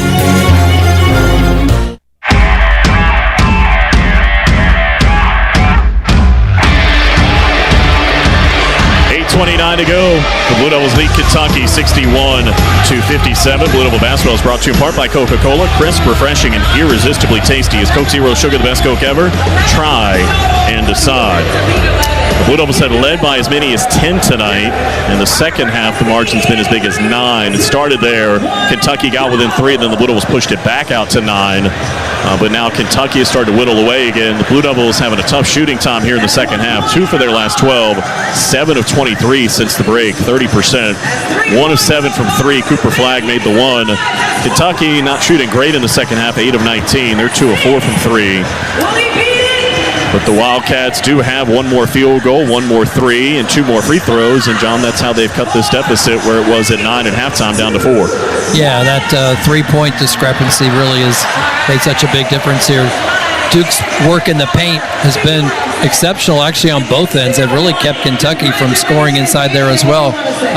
Not as much in the second half as in the first, but certainly points in the paint for the Blue Devils at 40 right now out of their 50, out of their 61. Really haven't seen corresponding free throw attempts to all that work that's been done in a very physical paint, as Duke's just been to the line twice here in this second half. Good news, bad news for the Blue Devils on the injury front. Sion James is now back on the bench. He came out of the locker room, but Stanley Borden was helping Malawach back to the locker room to be tended to. So seeing a couple of guys dinged up here tonight. James is back on the bench holding a Gatorade, so hopefully that means that he's going to be all right to continue. As Knipple, Brown, Gillis, Proctor, and Flagg are out there out of the timeout. Each team with 2 timeouts the rest of the way now. A 30 and a full for either head coach. Meanwhile, Gillis open on the left. Can't hit the 3. A good look from outside, but the Blue Devils now just 4 out of 20 from distance. And Kentucky has the rebound as we approach 8 minutes to play. Owe for Brea. Top of the key defended by Proctor. A bounce pass to the top of the key now for Garrison as Brea had drifted to the left. He goes to the left, hands it off to Butler. 13 to shoot. Blue Devils crash out at him with a double team, trying to step through it. Goes cross court. Carr going to try 3. Can't hit it. The rebound for Brown. We're under 8 minutes to go now. The Blue Devils lead at 61-57. Cooper Flagg in possession on the right, defended by Carr. Flagg looks to the left. Looks like he wants some help. Sends it off for Tyrese Proctor. 13 to shoot. Off of a screen, Tyrese bodied up by Butler, fed it back to Cooper. 10 to shoot. Behind the back of the dribble. Got into the paint, rises up, and counted. Cooper Flagg now with 19. And the Blue Devil lead is back to 6, 63-57. On the drive, on the left baseline. Flagg defending well inside on Owe. He had to get rid of it. Up top, Garrison will take a 3 and hit it. Brandon Garrison with his first 3 of the season. And Kentucky has cut the deficit to 4. They match 3-pointers after the timeout. Let's see if the Blue Devils can now answer again. Or to 3, 63-60. Unless they say he had a toe on the line there. No. Meanwhile, Cooper Flagg in possession. Crossing over, once, twice, rises up again. Can't hit it. There was some contact, no whistle, and Brea has it for Kentucky. Across midcourt, under 7 minutes to go. Goes inside, Garrison the lay-in. And the Wildcats have the momentum right now. They say that was a 2 before. So it's a 2-point game. 63-61, 6:39 to go. Knipple to the right. There's Cooper Flagg. Lobs it to the left. Knipple catches, drives, goes in. Blocked from behind. Owe got a piece, and the Blue Devils will be in possession when we come back. 6:31 to go. Duke still leads at 63-61. For any surface and every season, Continental Tire is the smart choice in tires. From ultra-high performance tires like the Extreme Contact Sport 02 to passenger touring tires to all-terrain light truck tires like the Terrain Content AT, Continental has a tire that gives you confidence no matter the road conditions. Whether you're looking for summer, all-season, or winter tires, Continental Tire has something to fit your needs. Visit ContinentalTire.com to find your ideal tire. Continental Tire, a proud partner of the Duke Blue Devils. For the latest in news, notes, and special content, head to GoDuke.com. This is the Blue Devils Sports Network from Learfield. Whether you're in the market for a new boat or just need service or accessories for an existing boat, turn to Overby Marine. Now with 2 locations in Kittrell and Lake Gaston, Overby Marine offers the highest quality of marine products and services, including the latest from Sea Ray, Centurion, Avalon, Bennington, as well as Cobalt boats. Overby Marine also offers the largest selection of parts in the region, along with full-service facilities at their 2 locations. Stop by or give them a call at 252-586-3593 or online at overbymarine.com. Overby Marine. Don't let adventure pass you by. This is Coke Zero Sugar. Could I be the best Coke ever? Try and taste with your ears. Hear those bubbles? Imagine them tingling on your tongue. Fizzy deliciousness. Listen to that cascading liquid. A mouth-watering waterfall. Irresistibly tasty. Zero sugar. Crisp, refreshing, and ice cold. Is Coke Zero Sugar the best Coke ever? Try and decide.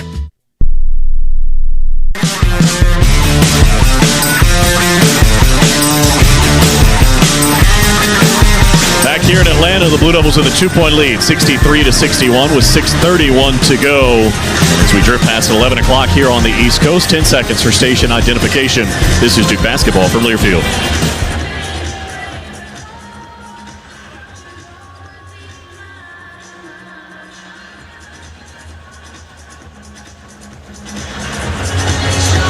How about some late game stats presented by Steel? Trusted steel power in the palm of your hand. Visit your local Steel dealer or shop online at steelusa.com. With 6:31 to go, the Blue Devils have 4 players who have scored in double figures, led by Cooper Flagg with 19, Con Knipple with 14, and 10 apiece for Proctor and Malawash. And Flagg leading the squad in rebounding with 8, Malawash with 7. Blue Devils here in the second half, though, shooting under 30%. 8 out of 27, including just 1 out of 8 from three-point range. Kentucky has 2 players in double figures, Carr with 11 and Williams with 10. They've shot 45% here in the second half, and they're 2 out of 5 from three-point range. The Blue Devils still have a demonstrated lead in points in the paint at 42-20, but Kentucky right now at plus 15 on points from three-point shots. Blue Devils still leading in rebounding, David, 39-35. And out of the timeout, it'll be Tyrese Proctor, Cooper Flagg, Malik Brown, Con Knipple, and Caleb Foster. Out there for John Shire, Garrison, Creasa, Robinson, Owe, and Carr, the 5 on the floor for Kentucky. Blue Devils in possession, leading by 2. Proctor in the right corner, can't hit a 3, but he's fouled and will shoot 3 as Garrison picks up number 2.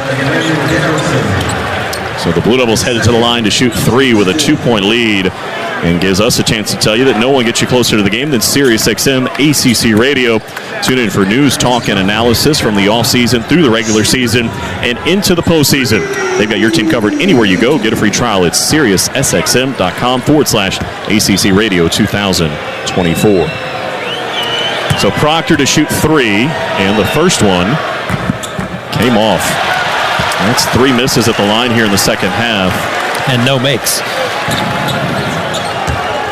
See if Tyrese can turn that around.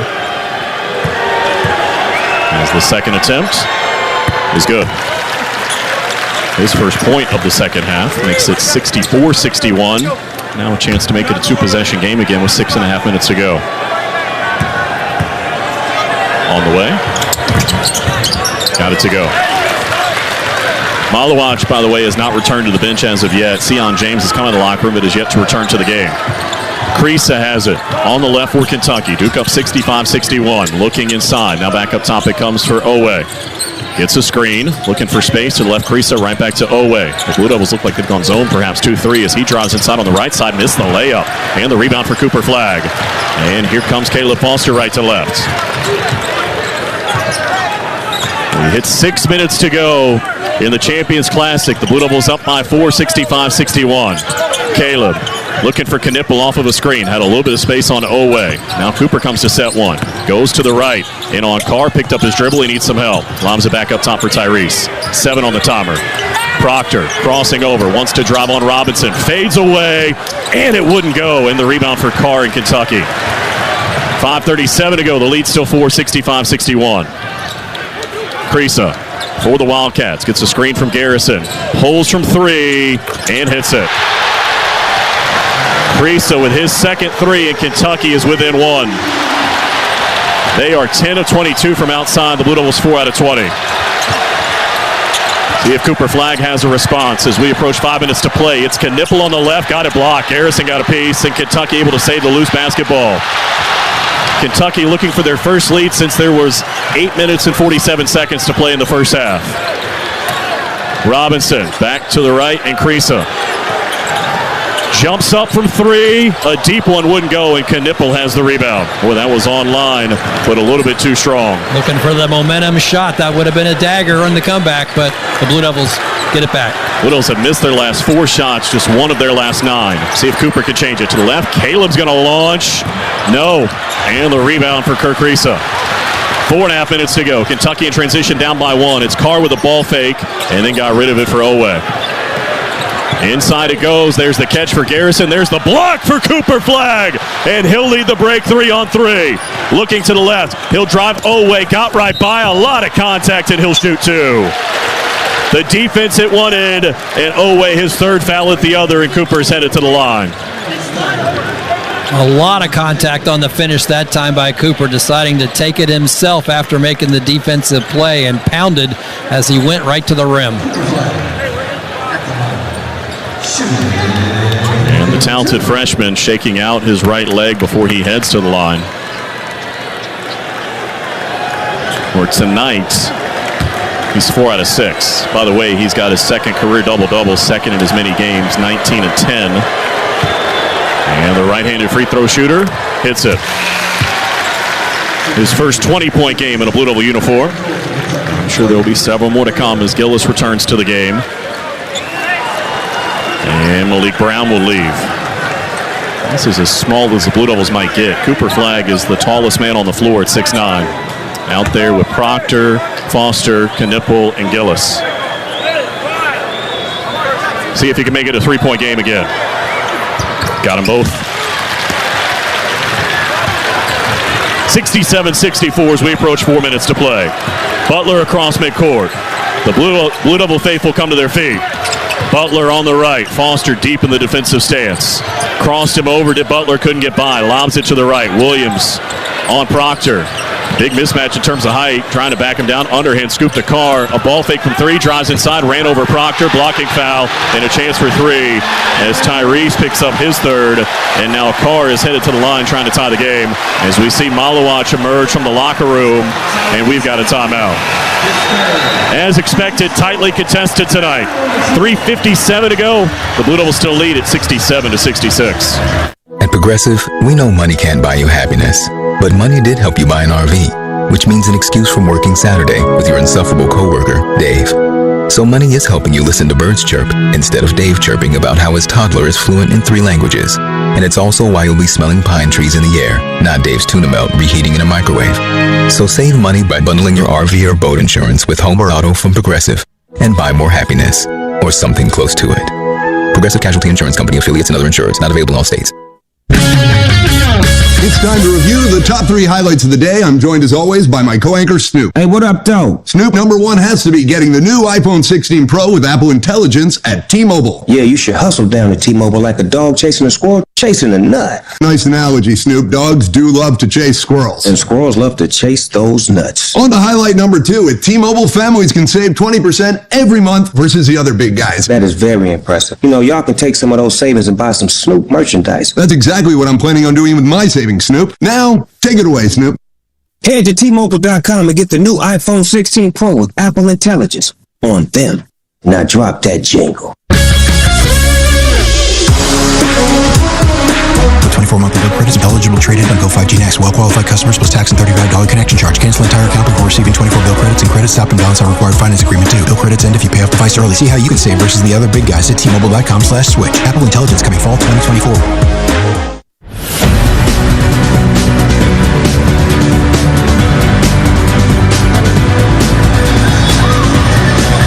Down the wire we go here in Atlanta as the Blue Devils have a 1-point lead, 67-66, but it will be Carr headed to the line trying to complete a 3-point play to try to tie with 3:57 to go. In the Champions Classic, David Shoemate alongside John Roth. John Rose, our producer and engineer, back inside our network studios, is Kyle Schasberger. The Blue Devils slowly but surely getting some pieces back. Sion James had gone to the locker room, came back, hasn't returned to the game, worth noting, but is on the bench. And we just saw Malawach come out of the locker room before that last time out. He is now checked back into the game, and it looks like it's going to be the 5 that started the game coming out of the timeout for head coach John Shire. Malawach, Flagg, Knipple, Proctor, and Foster. It has been a very physical second half. There have not been a ton of fouls called, so because of that, no real foul trouble to speak of. Proctor and Brown each with 3 for Kentucky. Owe and Butler each have 3, and each team has 2 timeouts the rest of the way, a full and a 30. The possession error resides with the Blue Devils. Kentucky has been called for 5 fouls, Duke 4, so no one's in the bonus yet. The starters for Duke have scored all but 6 of the points that Duke has scored in this contest as we head down the stretch. And it will be Carr at the free throw line, where tonight he's 3 out of 4. As a team, Kentucky 10 out of 16. The Blue Devils 11 of 15.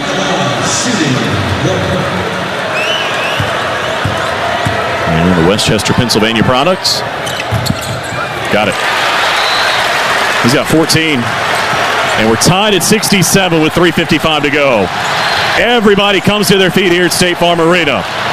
Foster on the right, sends it up top for Cooper. Turns down the handoff, going to keep it with Owe. Spinning on him, trying to drive him. Got inside, put it off the window. No. Malawatch trying to get the rebound. Tapped it once, twice. Lost out of bounds. Last touch by the Blue Devils, they say.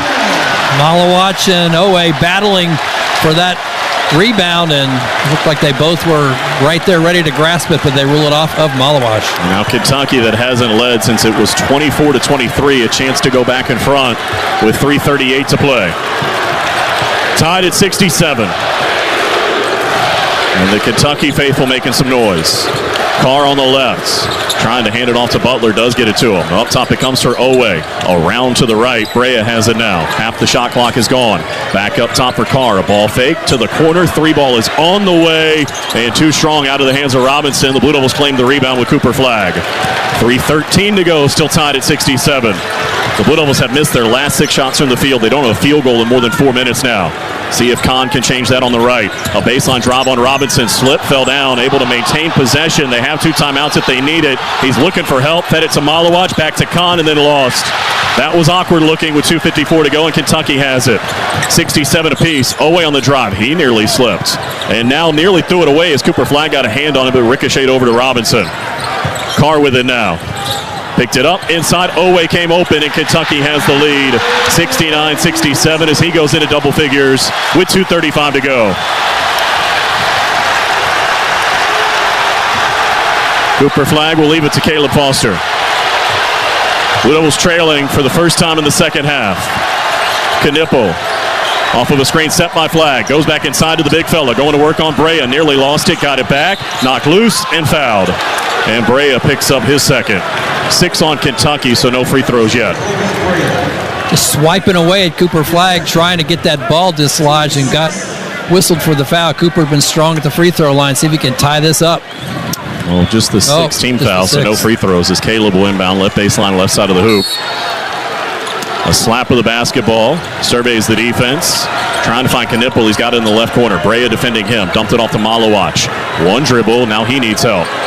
Working on the wing on the left. Threw it away almost. Deflected out of bounds by Kentucky and Robinson. And John Shire sensing his team needs a moment. Going to use a timeout. We'll break for 30 with 2:09 to go. And the Blue Devils trailing 69-67. 'Tis the season for family and friends. 'Tis the season for gifting. And 'tis the season for making holiday dreams come true. 'Tis the season for using the old-timey contraction "tis." And 'tis the time of year for holiday scratch-offs. With over $85 million in total prizes, 'tis the best gift of all. 'Tis the season to gift endless joy with holiday scratch-offs from the North Carolina Education Lottery. Must be 18 to play. Approximate overall odds of winning range from 1 in 3.06 to 9.95. Problem gambling helpline 877-718-5543. 2:09 to go here in Atlanta. The Blue Devils have seen a double-digit lead slip away as they led by 10 in the first half, by as many as 9 here in the second half. But Kentucky has wrestled away the advantage 69-67 with 13 to shoot. The Blue Devils will be inbounding along the left sideline. And we'll see who the head coach of the Blue Devils, John Shire, rolls out there. Cooper Flagg, Kamon Malawatch, Caleb Foster, Tyrese Proctor, and Con Knipple. And for Kentucky, it'll be Butler, Brea, Robinson, Carr, and Owe. Knipple, the inbounder. Trailing by 2. They get it into Cooper Flagg. He's been the story tonight, 21-11. He's got it on the left, sizing up Brea. Backs him down into the paint through contact. Counted! And a chance for 3. Cooper Flagg doing everything. And he'll go to the line to try to give him the lead. Cooper sandwiched by 2 defenders that time, still able to get the shot off. Goes in. Now he can have a chance for the 3-point play. 16 apiece with 2:01 to go. Showing the strength right there. And now looking for his 24th point of the night. Taking his time. And now appears to be ready. As Ron Groover, the baseline official, gives the young man the basketball. A chance to retake the lead. One dribble. On the way. 70-69. And Kentucky will bring it across as we have 2 minutes to play.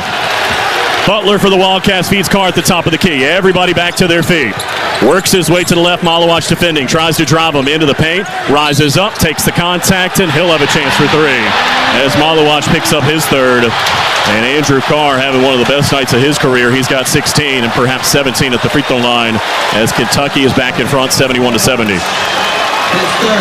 Carr obviously well familiar with playing against the Blue Devils from his days at Wake Forest. I know last year that game, that tough loss Duke had in Winston-Salem to Wake Forest, he was one of the big scorers for them that day with 18 points. And he's only done a nice job here tonight in the second half. He is their leading scorer with 16. They have 3 in double figures. The Blue Devils have 4, of course, led by Flagg. And now Carr at the line trying to make it a 2-point lead again for Kentucky.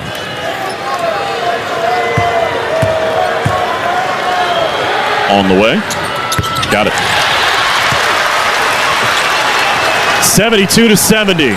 The Blue Devils trailing with 1:47 to go. Caleb in backcourt, lobs it ahead for Cooper Flagg. Raked at by Carr, able to hold on, then knocked out of his hands, out of bounds. Last touch by Butler.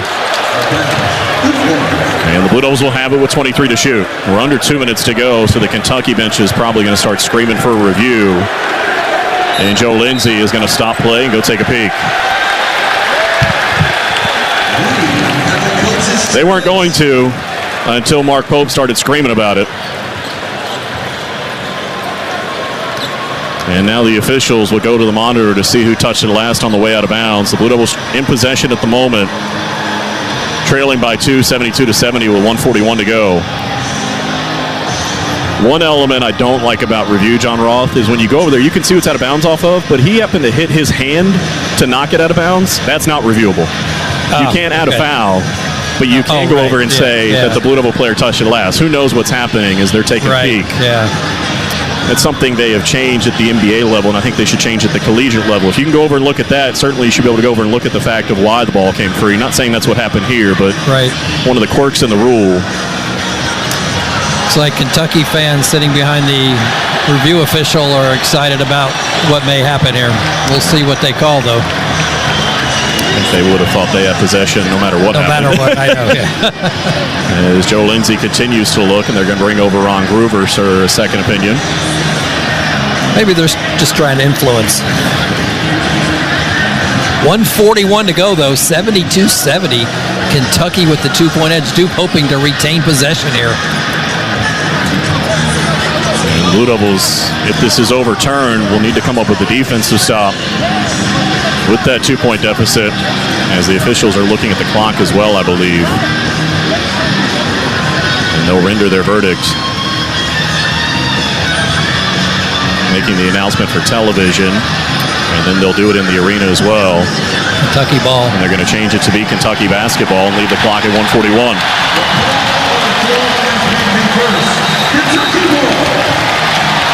And now John Shire over talking with Jay Lucas, one of the associate head coaches, and they're going to bring in Malik Brown, I would assume for Malawatch here, with 101 seconds to play in a game that for long stretches they were in control of, but Kentucky here in the second half has turned the wicket up defensively. The Blue Devils only 24 points since the break after having 46 at halftime.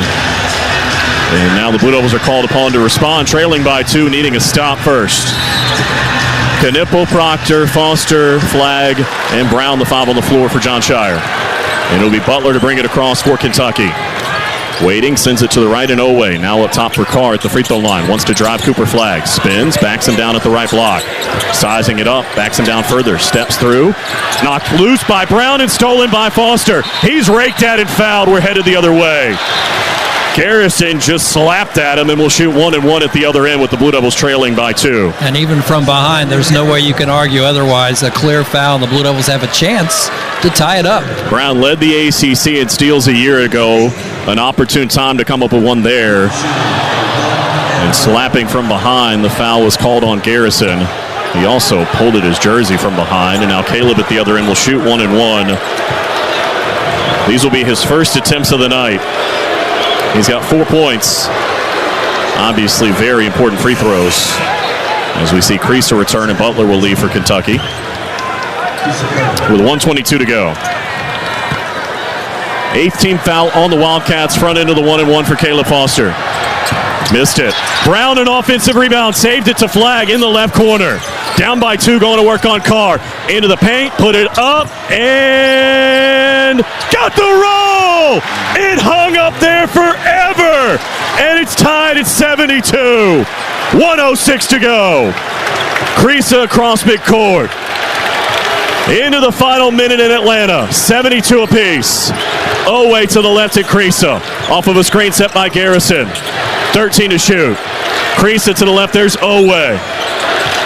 Low with a dribble in the corner. 7 and 6, trying to drive Knipple, cannot. Up top, it's Carr. Creaser 3, blocked by Brown. 2 to shoot. Creaser from midcourt.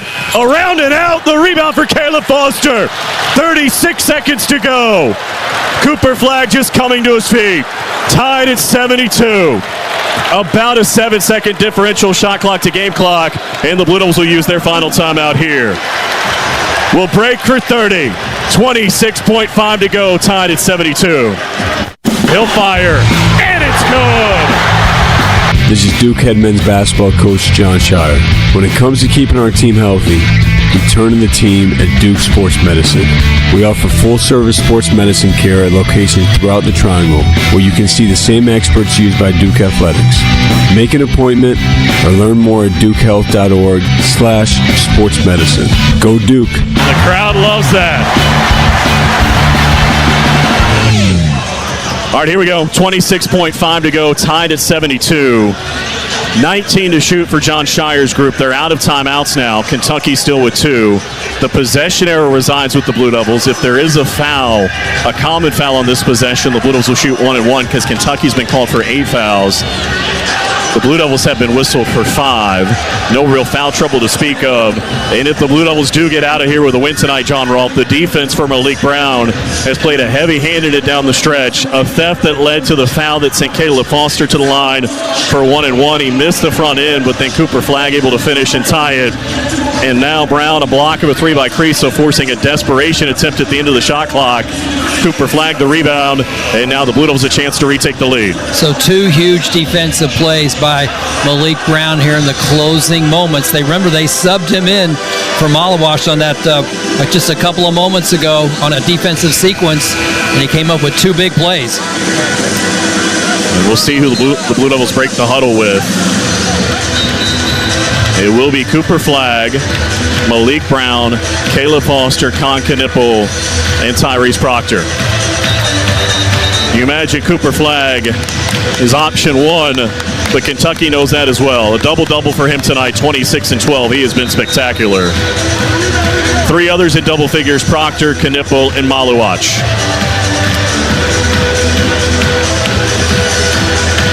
And the Blue Devils will inbound just at the end of their bench along the sideline on the left. It'll be Knipple to cue it in.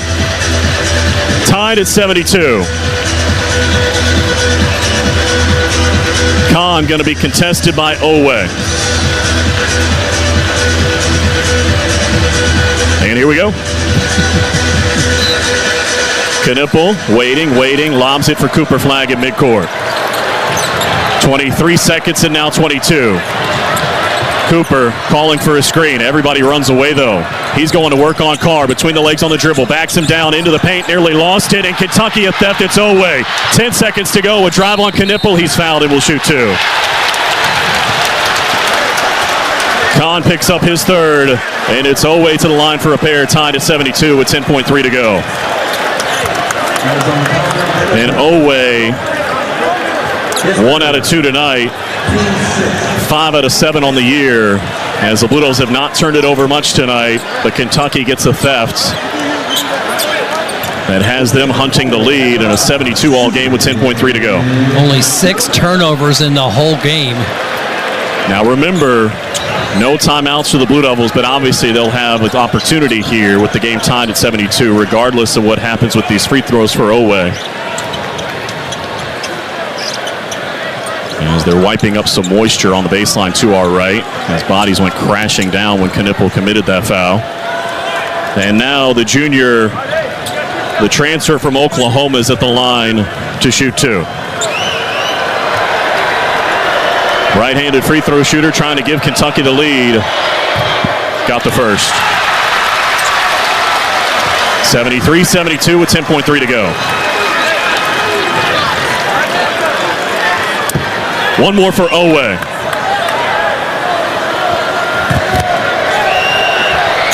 Got them both. Kentucky has 2 timeouts. Doesn't look like they're going to use one. 74-72. The Blue Devils down by a bucket with 10.3 to go. Proctor to get it in. It's Cooper Flagg. The talented freshman on the left. Cooper, a crossover. Nearly lost. He got it back. 5 seconds on the baseline. It's out of bounds. He couldn't control it. And the Blue Devils turn it over with 5.1 to go. They're going to go to see who touched it last. As the Blue Devils will huddle in front of their own bench with 5.1 seconds to go, trailing by 2, 74-72. We get another peek. Cooper lost his left foot trying to get it back, going out of bounds. I think his left hand was out of bounds when he touched it, and that's what's going to be the culprit. And really, it was just the moisture that's been on the floor all night long that has been an issue for everybody. And that time, a very inopportune time for the Blue Devils, trailing by 2 with 5.1 to go. They'll go to the monitor, but we got to look at a replay, and it certainly looks like his arm was out of bounds when the basketball touched it. Now, with 5.1 to go, it will be a 1-and-1 opportunity, assuming the Blue Devils foul quickly once he inbounds. And Kentucky will have to inbound, unable to run the baseline deep in the left corner in backcourt, and we'll also see if they add any time back. Right now it sits at 5.1. That, of course, is very important. It has been a second half where the Blue Devils had a lead as big as 9. But Kentucky has outscored them so far 37-26.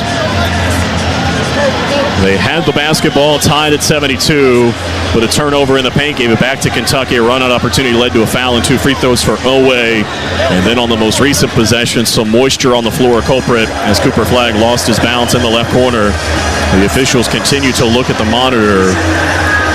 As we were saying, I don't think whose basketball is in doubt. I think they're checking the clock to see how much time should be put back. As the officials continue to look it over with 5.1 to go, at least at the moment. Joe Lindsay and company taking their time to make sure they have it right. So you're going to have to foul if you can't get a theft immediately, and hope that Kentucky ideally misses the front end, but at least misses 1 out of 2 to give you a shot. This is a very lengthy review, and they finally seem to have come to a conclusion. And they add 4/10 back, so 5.5 on the clock. It will be Kentucky basketball, as we suspected. But again, remember the Wildcats have to inbound in backcourt, an awkward spot on the left baseline at the end of the Blue Devil bench, and they cannot run the baseline. And it'll be Brown, Foster, Cooper Flagg, Con Knipple, and Tyrese Proctor out there out of the timeout. Brea will be the inbounder. Joe Lindsay repositioning him over into the corner and reminding him that he can't run the baseline. Brown will contest the throw-in. Brea to get it in with 5.5 seconds to go. Goes with the baseball pass, and it's in front of Butler. He's fouled by Foster before he can get the shot off with 5.1 to go. Second foul on Caleb will send Butler to the line for a 1-and-1, where he's 1 out of 2 tonight. That was on Caleb Foster in the second. Team 7. Mark Pope is asking for a review. I'm not quite sure why, as the foul was clearly on the floor. And this will be a 1-and-1 opportunity for Butler, the grad transfer from San Diego State. The officials are talking about it. What is there to review? They are going to look at this? Are they checking the clock? That must be what they're looking at with 5.1 to go. There certainly wasn't anything flagrant on that foul, and it's not reviewable whether the foul was